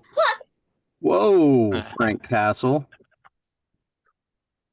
That's it for Roger. Then Anna, That's it it'll for be your me. turn. I think you're gonna spend most of it just moving to get out there. Pretty much, yeah. So let's see. My move is 30 feet, So so if you dash, you can get here. 15. that's 15. Maybe. Oh, wait, I on the probably side of can't the go like through. So 1, 2, I squeeze. 3, Yeah, you can 4, squeeze. 5, 6. 5, 10, 15, 20, 30. Yeah, I'm just moving over there. And I guess my action will be using my partial change to make my fingernails sharper and my hands a little bit bigger. Not enough that people around me are noticing, Mm-hmm. because I've got loose fitting clothes and a hoodie and I just look like a little girl. But I definitely have claws now and not fingernails. Most of the people who were in here when the commotion started, if they were in the lower area, they rushed to get out away from the crazy man. And if they were here, some of them are like, we're like, what's going on? And now they can't get around to see, so they lose interest and start moving backwards through. So they're pretty much getting out of there. Just us now. That is the most sensible a random group of people has ever been, I think. Yeah. Agreed. That will bring us to the dude that is currently tackled. He's going to do his best to reach out, grab the book, and start reading out loud from it. That son of a bitch. I didn't shot you when I got the chance. Yes, Sega. Do I get an attack of opportunity since he's technically grappled by me? I'll give you Actually, a chance. he's got to break the grapple, doesn't he? Well, I don't think I specified grabbing his hands or anything, but Oh, okay. Yeah, I feel like she's got him around the waist, but his arms are still free, so he was just grabbing for the book. So I'll give you an opportunity attack to try to knock the book back out of his hand.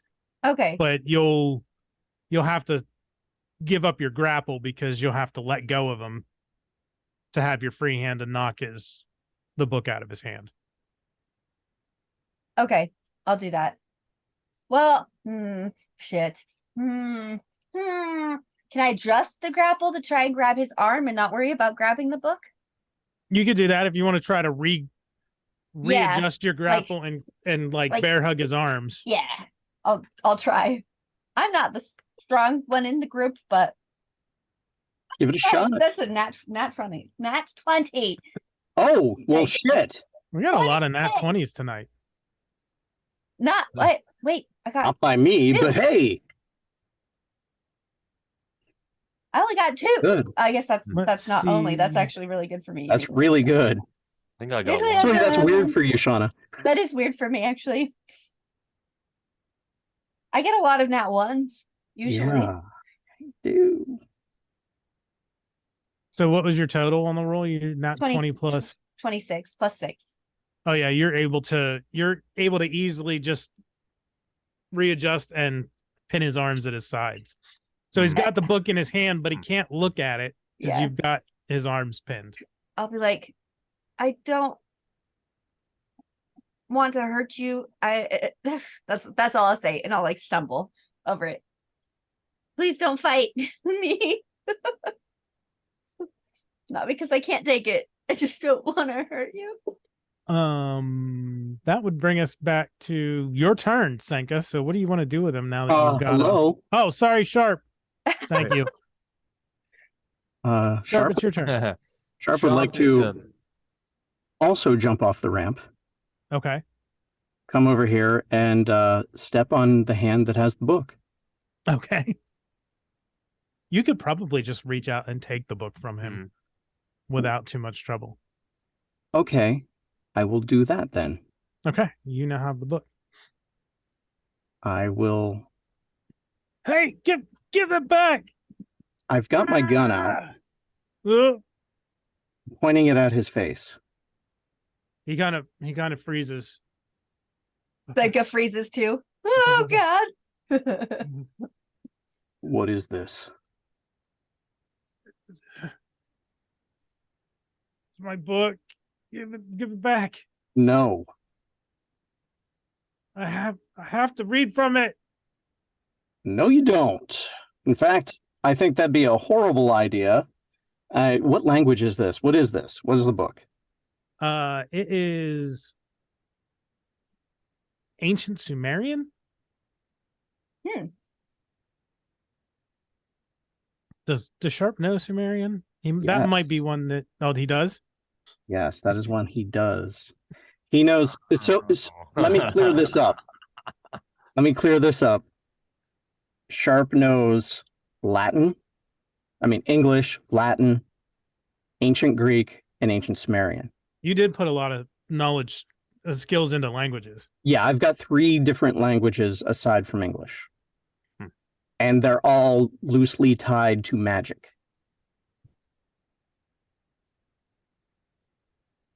So, yes, he actually does know that one. Give me the book. I need to read from the book. Yeah, he doesn't touch this book, ever. While all of this conversing is happening, can I move down the ramp, or are we still technically in combat? No, you've neutralized him and the. Okay, so yeah, I'm down the ramp and I'm sort of I'm on my tippy toes, poking my head over the edge of the ditch. There we go. I'll move her over here and flank him. Senka, he's thrashing and writhing around trying to get free, but he can't. Yeah. Your grapple is too tight. There's no way he's gonna break it. I like have my arms holding his arms down, and then they're like grabbing each other so that he can't do shit. Do I have maybe like zip ties in my fanny pack? I almost was afraid to ask, but I was going to ask you if you had zip ties. I was like, if anybody does, is that an acceptable? I feel like that is entirely reasonable for Roger to have packed like zip ties as a need to restrain someone if necessary. That does not strike me as odd at all. No, not at all. All right. Well, I zip tie while Sanka's holding him. We get his hands behind his back and I zip tie them both. Okay. He's just kind of muttering, yeah, I need the book. I need to read from the book. Give me the book. Why do you need to read from the book? I have to read from the book. Give me the book. Why? Are you under a spell? Is this man possessed? Gods. Oh, geez. He might be under a spell. Can we break it? Actually, do I notice anything? I am sensitive. I was going to say your sharp sense would have went off when you grabbed the book immediately. Okay. If you want to try to determine if there's anything on him, you're going to reach out and touch him. Reach out and touch someone. I think. Yeah. Thing said you had to. Did you have to touch something, or is it just? No, I just have to be near it, I believe. Let me look up sensitive real quick. It is a feat.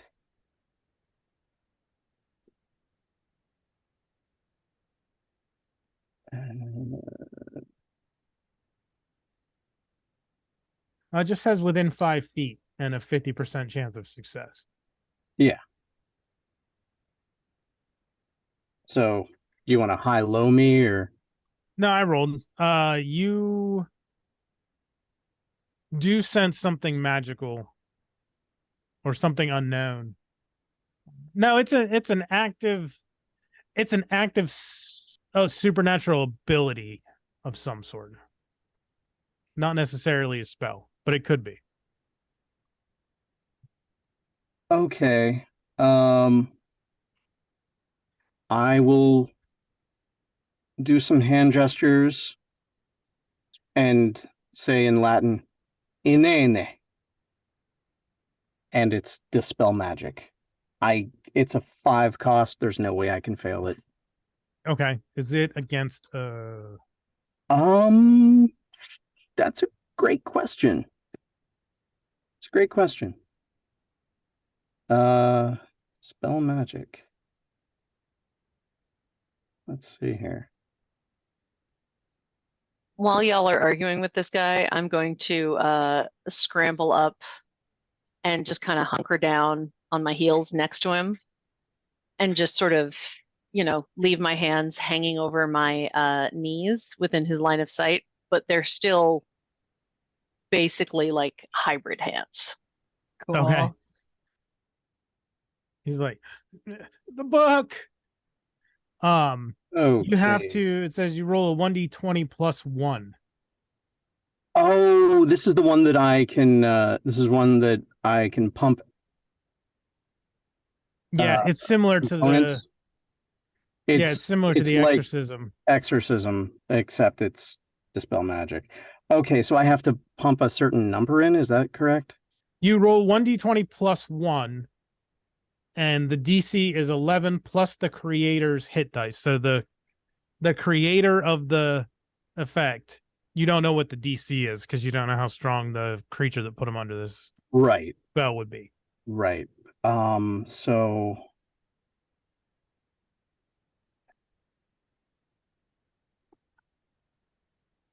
you know what? I'm gonna make myself have to roll for it, I guess. All right.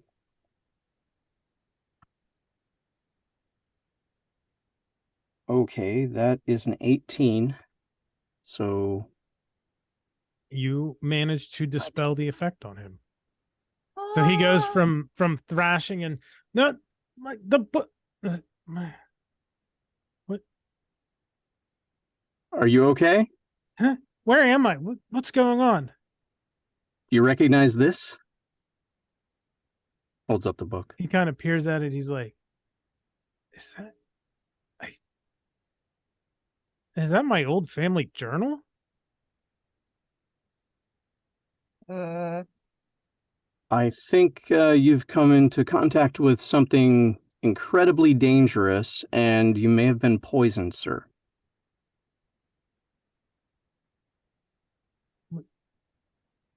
Can she let me go? I'm afraid not. Oh wait, you zip tied him. I zip tied him. did- I'm like, I don't know if I should unzip this boy until we get some answers. Sir, I'm afraid we're going to have you processed first. You caused a scene and threatened a lot of people. I did what? Last thing I know, I was getting a burger. It's on camera, and Where were it may you? not be your fault, but we've got to go through the motions here.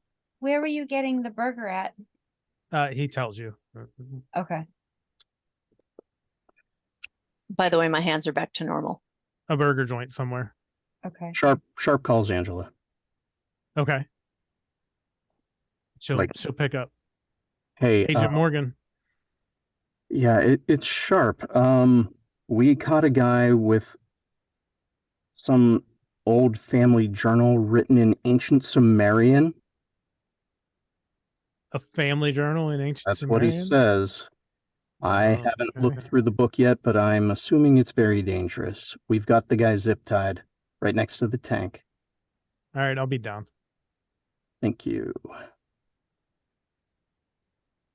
All right, she's on her way. I wonder. Sir, can we get you some water? Yeah, that'd be. I could. Okay. I feel like I haven't eaten or had anything to drink in days. Oh, well, here, I'll get you a little something. There's a spread. And Sharp goes and gets him something to eat and drink. Okay, you're gonna have to. He's restrained, so you're gonna have to feed him. We're gonna, get him a make the granola bar landing. and just. I have climbed up on the tank and I'm sitting gently, lightly kicking my heels and just watching all of this. Okay. Carp, do you feel like silently perusing that book, or do you not feel safe about it? You have to be very careful with magical texts. If you read the wrong thing in the wrong order, something can happen. So I think this needs to be done under the right circumstances. After he's in the middle of like eating whatever you fed him, he's like, magical text. What? I'm sorry, I couldn't understand you. The what? Magical text? What are you talking about? This is written in ancient Sumerian, sir. What's your name?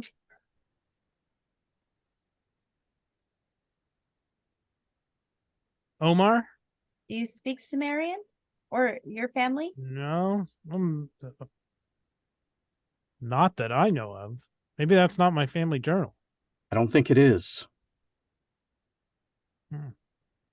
How did I get here?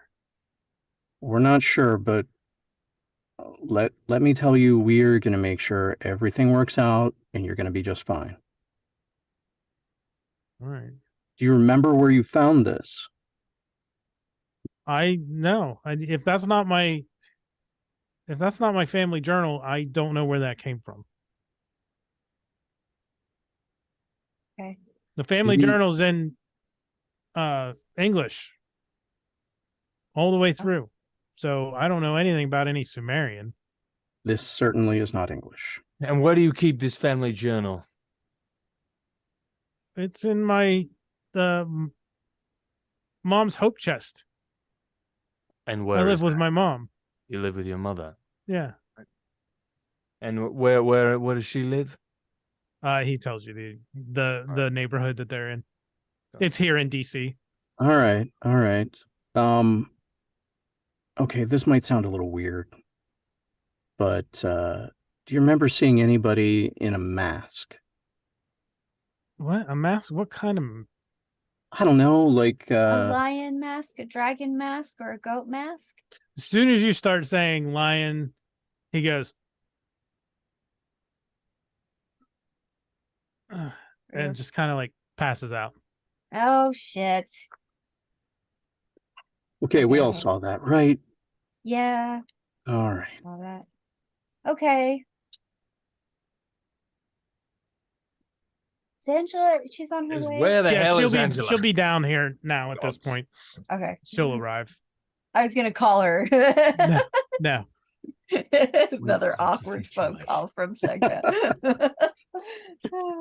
So She's like, did you have to knock him out? We didn't knock him out. I mentioned the lion mask and he went, and I'll like reenact it. actually, that was very accurate. It was just like that. Thank you. Even did the little blit. Well, that's concerning. He's still alive, right?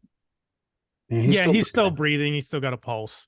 Okay. He just keeled over, passed out. We should definitely examine this, but not here, and definitely with safeties and controls. Shows her the book. Yeah, she'll reach out for it. Are you gonna hand it to her? Yeah, I'll hand it to her, but I'll be like, can I be part of the team that investigates that? I'll have to see if I can make that happen, but I'll try. I mean, if it's a question of knowledge, I have it, I assure you. I'll let you know. Okay. Yeah, this guy, the last thing he remembers is going to get a burger. Mm-hmm. I don't think he meant any of this. He was being controlled. And he thought it was his family journal. And when you mentioned you said you asked him about if he saw anybody in a lion mask, and that's when he passed out. Yeah. Asked That's him what if I he thought. saw anybody in a mask, and then Senka mentioned witch masks. And when she hit lion,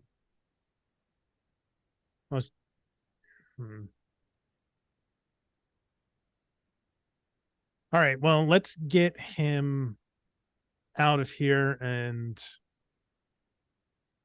I don't know. We'll figure out what to do with him, and we'll get this book somewhere under guard. Okay. Right. it's ancient Sumerian.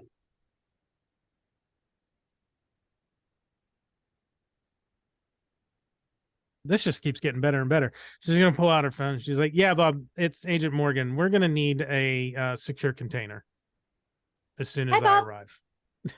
Hey, Bob. She kind of looks at all of you like, I'm on the fucking phone. She's like, Bob says hi. Yes, a secure, waterproof, fireproof container. Right. Hi, Bob. God damn it. she hangs up.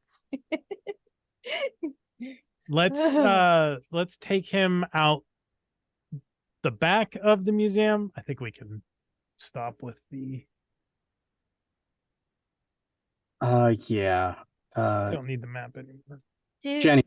Jenny, would you get our friend, please?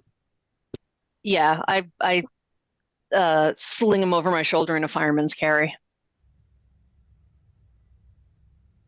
Andy. Oh, which way? Agent.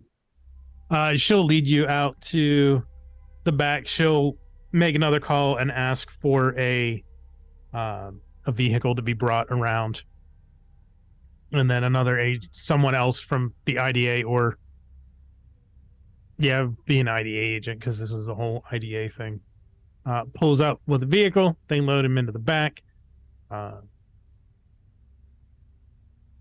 He's probably going to have kind of scraped up hands because I think his hands might have been dragging on the ground behind me. Okay. Yeah, you're not that tall. Before we go on to anything, could I tell anything about that book? Like, could I read the title or anything?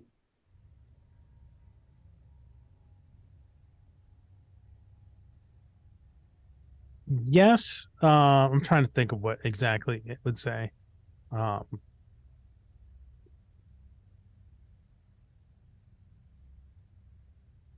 It would be worded in a way, it would sound a whole lot cooler in Sumerian than I can think of in English, but it's probably something to the effect of oh,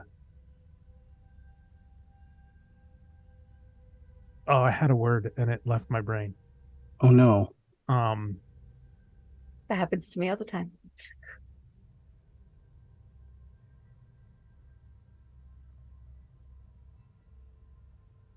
Not defeating.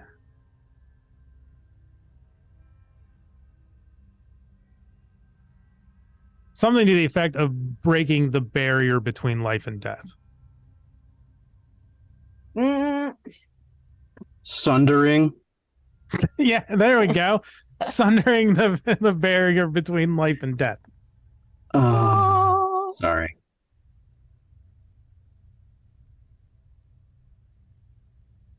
Sure, that works. Okay. One of those ones that should be super obvious, right? Because it's there. It's literally on the tin. Exactly what it says on the tin. Yeah. So, because it's a book, and Sharp, for a living, deals with used books and old texts and loves magic. So this is something he would want to research on his own before, if he even is allowed to investigate this thing. We'll see. But he would do it on his own anyway. Okay.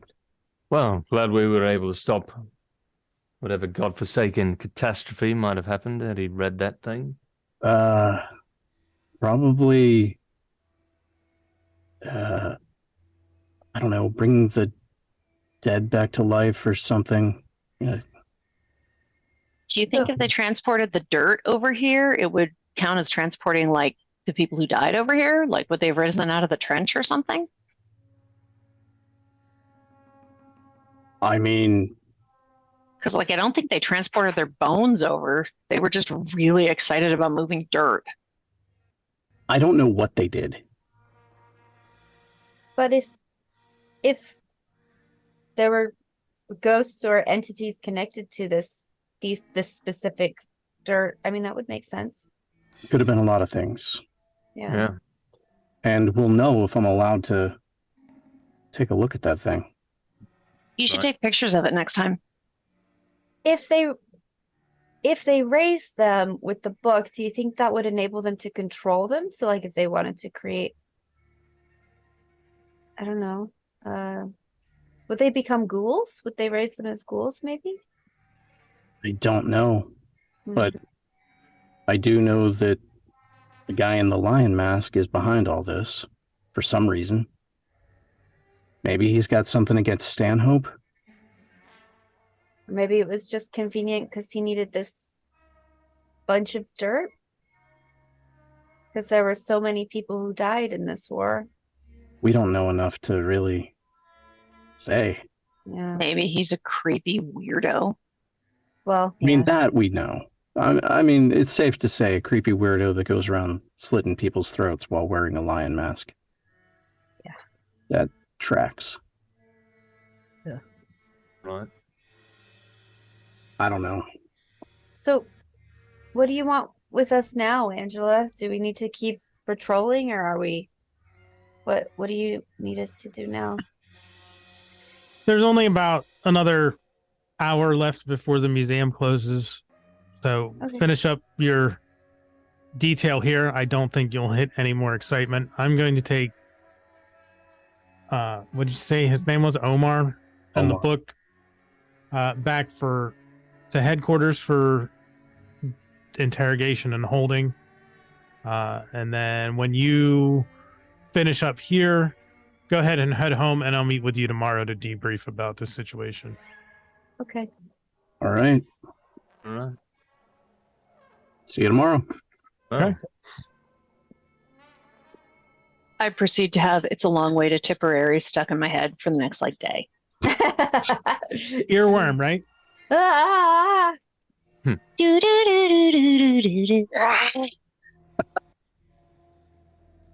I have nightmares about war and spells and demons and all the people getting their throats slit. It's great. It's great. Blood everywhere. I pop another giant sleeping pill and I sleep like a baby. Well, some people just whatever. Yeah. Drugs. Drugs. Yeah.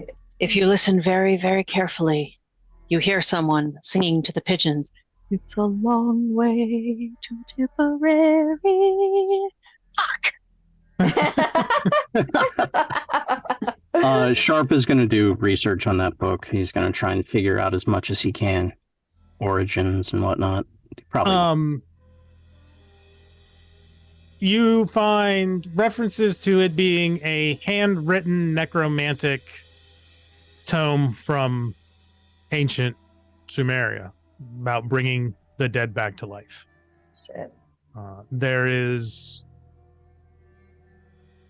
rumored to have only been maybe 6 or 7 copies in existence. All of them are lost. The locations of the books themselves are unknown, except for apparently this one. Sharp will write a little report about it and print that out and have it ready in a little dossier A little manila folder for the next morning when they meet with Angela. With Angela. Okay. Yeah, so if nobody has, you can finish up. You finish up your day, go do that stuff. The next morning, Sharp and Roger, you have a white envelope, like thick white envelope, is under your door, like was slid under your door, or is in your mailbox or through your mail slot if your door is flush with the ground. Yeah, it's a mailbox. I would have to go to. Like in the mail room, there's like one big box for the bookstore and then a smaller box for the apartment upstairs. Could someone get upstairs to your apartment door without being like buzzed in or anything? No. Could something be slid under the door that you would be buzzed in through to get to your apartment? Maybe. If that can be done, that's where it is rather than in your mailbox. It was put in a place where you will not miss it. So it's inside like the lobby door. Yeah, probably. Mail lobby. Okay. Okay. It has your name on it, and for both of you. All right. Well, I'll see it first thing. Take it over while making some coffee. And I open it. It has the Stanhope Corporation logo on it, gold foil stamped on the front. And then inside is just a note that says thank you -CA and a check for $2,000. All right. Not bad for a day's work. Think I'll have some sugar in my coffee today. Sharp gets out a pen, gets his phone out.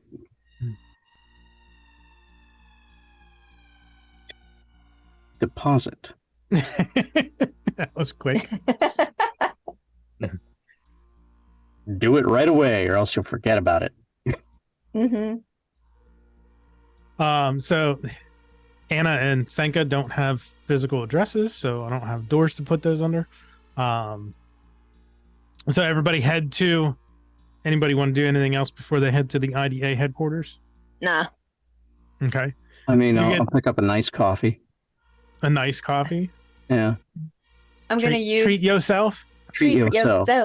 I'm going to use the mouthwash of the people who own the house that I'm frogging in and just like rinse out because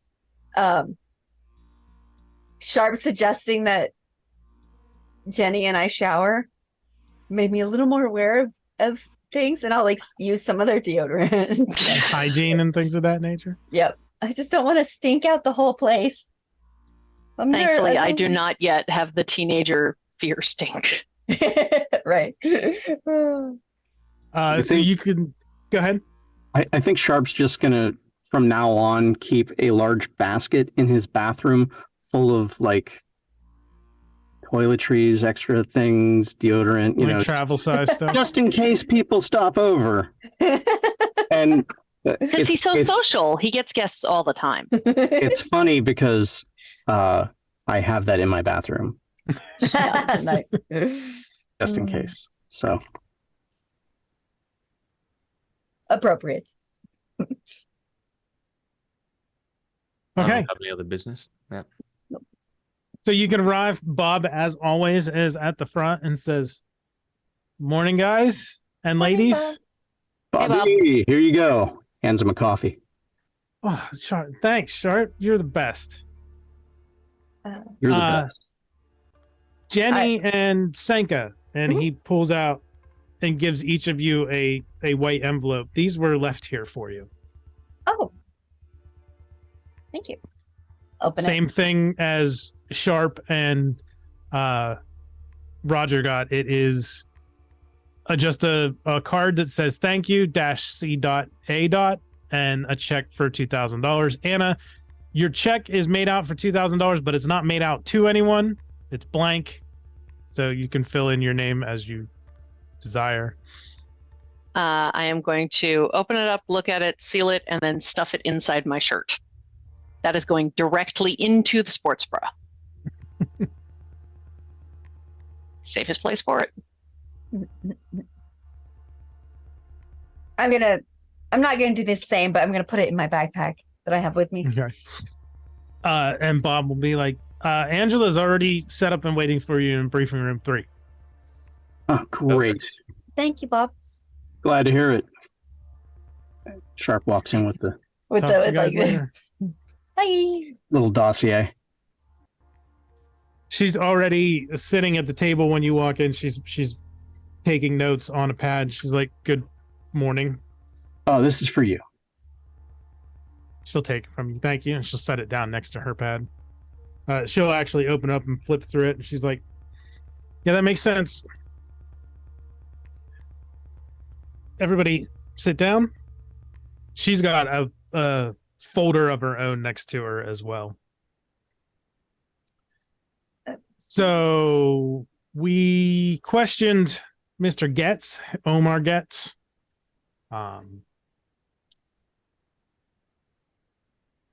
And he definitely was mind controlled. We're not sure if it was a spell or if it was vampiric in nature. I suspect vampiric. He doesn't remember anything between the time that you broke the control over him and a week and a half ago when he was getting a burger downtown. Wow. That's scary. So we have some mages as contacts who specialize in retrieving memories. And we got some. The mage described to our artist what she saw. Weirdest thing, she couldn't hear anything from his memories. Usually you can get oral as well as visual in memories. She could only get visual, and she only got flashes. So whoever did this was very thorough. But these are the things that she saw. They saw. Are you chuckling at oral? Oh, sorry. He said, usually we get oral and visual. So. Wow. Wow. So the first drawing is of something you may recognize. Oh. The second drawing is a different one. I'm so Maybe dumb. a ghost. Goat. Oh.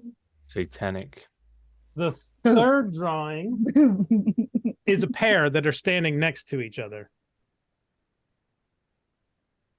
Oh, wow. Dragon. The dragon. Okay. Wow. Those are really cool. That's the fourth. awesome. Really cool. That is So ridiculously awesome. the final one. Oh. God. Holy shit. Oh, What the hell is that? This is on a woman. It's a birdie. The Is other it a tall, three, statuesque woman? Sorry. no, with blonde hair? it's not Celestine. The hair is the same gold as the tips of the feathers. Okay. Hmm. image. But the dragon and the bird, whatever it may be, are standing next to each other in the art. They're very clearly associated in this, whereas the goat and the lion are separate. Interesting. This is my favorite. Yeah, That's it's so amazing. badass. Oh, Find yeah. a way to Oh yeah, hang him up there. Mount Yeah. them. Oh, that'd be awesome. Nice. So there's another masked character now. Yeah. Seems like there's 4 of them. I don't know. I mean, the lion, the goat, and the dragon are fairly obvious. I don't know what the bird thing is. An eagle, perhaps. A griffin, maybe? A bird of prey. Well, I mean, if they're being like, Wait. But if they're like a chimera, right? That would be like an eagle's talons. Or Yeah. something, wouldn't it? I mean, if they're being pretentious dicks about it, it's like a rock or a phoenix. Yeah. I mean, they seem like pretentious dicks. Or Thunderbird. Might be a mage. I mean, they seem like pretentious dicks, but not necessarily appropriative pretentious dicks.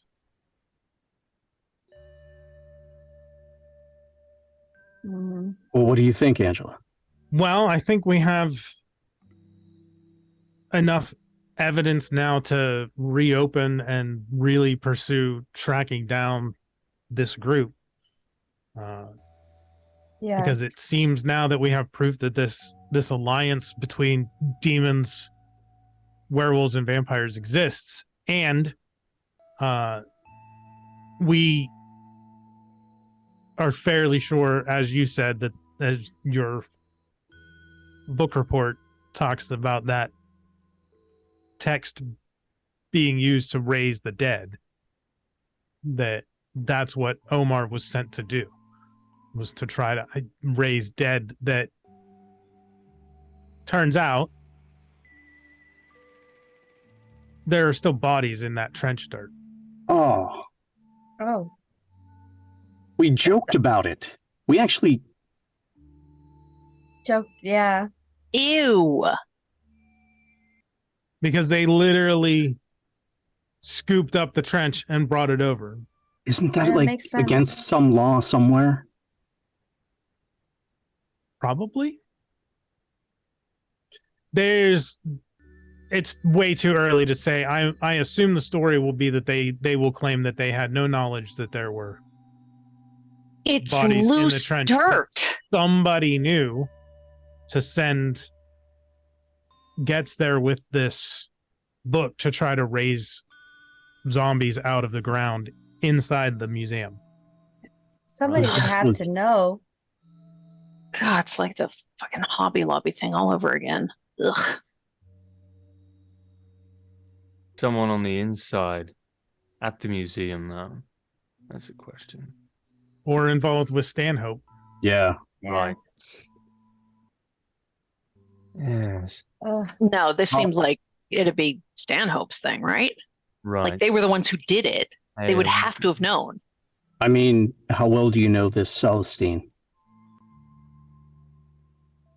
Very well. Okay. Do you know who You else have seemed is to be- close to the owner of the thing, of Stanhope? Because if it could be somebody else who There's all sorts of different possibilities in this. It's Yeah. hard to say. It could be some kind of new supernatural corporate espionage. It could be spies, plants. I know that I can say for sure that Celestine had nothing to do with this. What about the guy you expected to be there instead of her?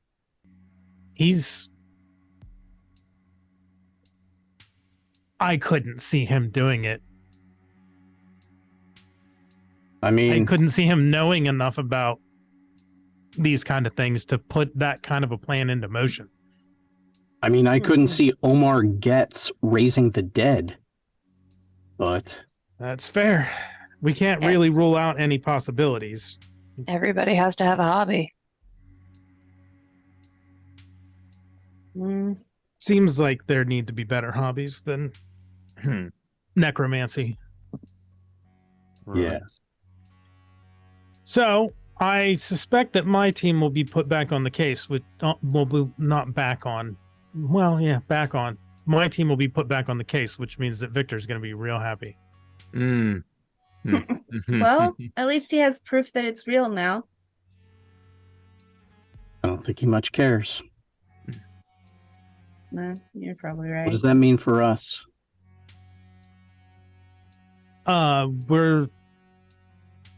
Nothing's going to change for you. The jobs that we're going to send you on are going to be unrelated to anything. Although we thought we were doing that, and you ended up on 2 jobs in a row that had to deal with this guy. So, or Yeah. this group. I'm detecting a trend. We'll see what happens. We're going to continue to put you on cases that should not be connected to this group. If they are, you'll report to us and let us know what happens. Okay. Sure. Will you at least be sharing information with us in case? Oh, yes. So, As much as we can.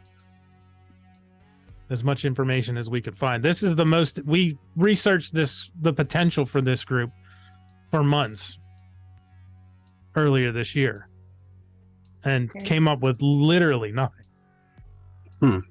And now in less than a week we've gotten 2 significant events involving them that give us solid evidence. So either someone is taking advantage of these rumors and formed this group, or they're making a move on something. Well, I guess we're your lucky charm then, aren't we? So, do you have anything that can protect us from being mind controlled? Just because we saw the lion guy and he got a fairly good look at least me, probably Jenny, probably Roger. Maybe. Yeah, maybe Sharp. I don't know if that puts us in danger or what, because I mean, and he may not know that we're related to anything. He could have, for all he knows, we could have just been breaking into there for whatever reason, but I don't know. Just a little. I mean, is anywhere really safe? Ever? That's valid. Yeah, in the way the world is today, if it's not them, it could be somebody or something else. I don't have any tokens or totems that will protect you from the possibility of being affected by any kind of spell. Okay.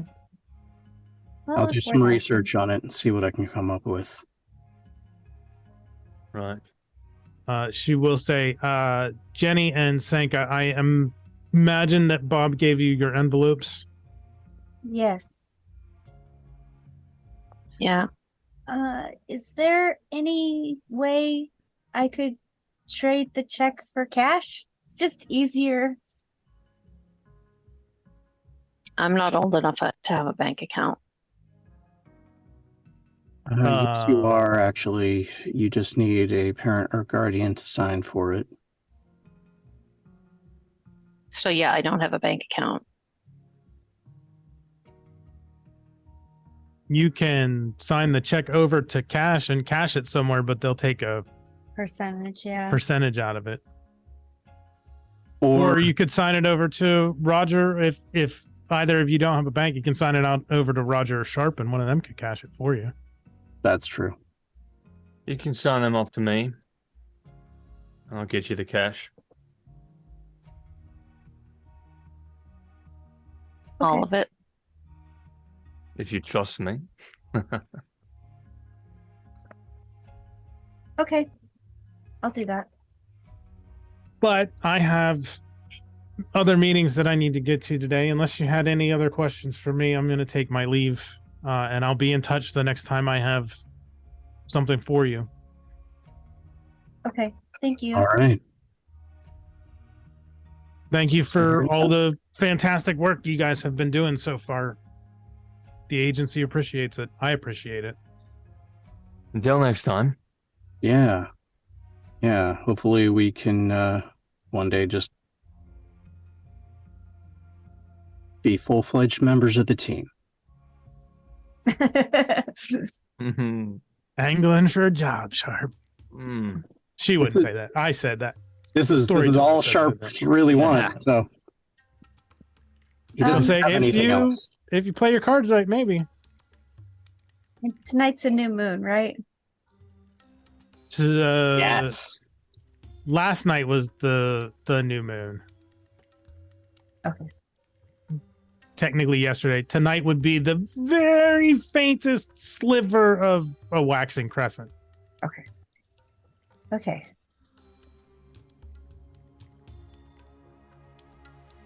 All right. I'm afraid of the dark. Are you afraid of the dark? No. Yes. I was talking about the show. No, never mind. What? Oh, the show. Yeah. My matches are not in reach. So I will sign it over to Roger, but I will follow him to the bank. Cool. Yeah. Oh, I Jenny, think before we you have time. go, We can head there now if you like. there's a package for you at my place whenever you get a chance. Okay. Whenever. No rush. I'll go with Roger as Thank well you. Will to you join us? All right. check. Okay. Good. And Sharp will just go home. Okay. Enjoy his solitude. He'll do more research on books and much more on being able to protect your own mind. And maybe actually work at his bookstore? Actually, I was gonna say he's probably hiring people. He's probably moving into more of a buyer position at work. Right. Not really working the store. Mm-hmm. Like in a pinch, he could, but he's not going to be clerking it. He was already mostly managing anyway, right? Yeah, he's the manager, but now he's going to be like just managing. Yeah. Doing all the paperwork. Going to hire some people. So I am going to buy a nicer burner phone with my money. Something that actually has internet? Yeah. And I am going to use a little bit of the rest of it to get, I mean, obviously I can't get anything particularly reputable, but to get a room in a motel for a night. Okay. And like shower and get some takeout and just like sleep in a bed in a door with in a room that has a locked door. I'm going to stash it. Doesn't surprise me. little amounts in different places. Yep. All right. Well, unless anybody has anything else they want to do, I think that wraps this one up. Yeah. That was the quickest combat we've ever had. You guys did good. We sabotaged the combat. We took it out before it started. We really did. Nuffed it out. I imagine that guy Well, he could have was- done all sorts of damage. He was Oh, yeah. trying. He tried multiple times, and we shut it down. But no, flying lady. Yes. Flying Senka. Spear. Goldberged him. Yeah. Yeah. I did not expect that to actually work, but I was like, this is what she would do. She's like, immediately right there, something weird's happening. That was a great move. That she did a pounce. yeah. Yeah, exactly. Yes. We're always one step ahead. Question. Yes. How much have we gotten paid for the other 3? And did we get paid additionally on top of what Celestine gave us? Yes. Yes. What Celestine sent you was essentially a personal, not personal, but a corporate thank you. Because the agency paid you for the day of work, and they would have paid you for your training and the last job that you did with the dinosaurs. So you've got paid for 3 days, probably 4 days of work, because the training would have been over 2 days.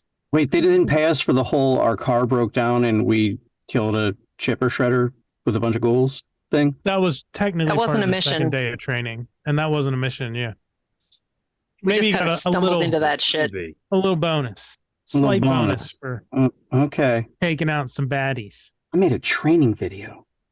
Yeah. How much did we get paid for all of that by the company? Oh, I don't know. Okay. I'm not sure. I can figure out an amount if you need me to, but you really don't need to keep track of the money itself. But she would. I imagine She it's would. it's probably enough to like pay for the essentials like rent, utilities and stuff. Maybe. Let me see. It's probably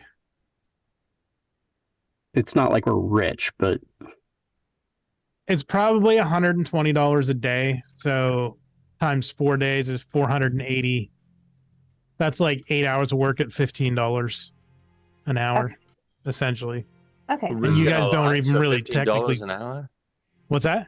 We're risking our lives for $15 an hour. You're right. Maybe it'd be 30. I don't know. Government work. yeah.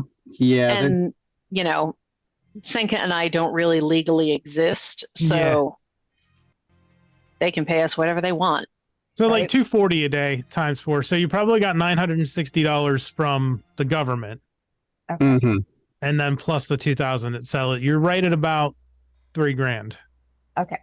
Got it. Probably more money than Anna and Senka have ever seen in their lives. Yeah, I'm definitely most of it is staying on me or in extremely safe spots. Yeah, exactly. Since I can't get a bank account and I don't think I can get a safety deposit box either.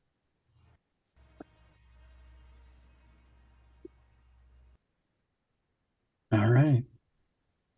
So what There Sharp could probably doesn't be realize is that at some he's probably if he ever gets to a point where he like deep cleans his house, as in like goes up into the rafters and stuff, he'll start finding little pockets of money. in there. He'll have no idea how the hell they even got there.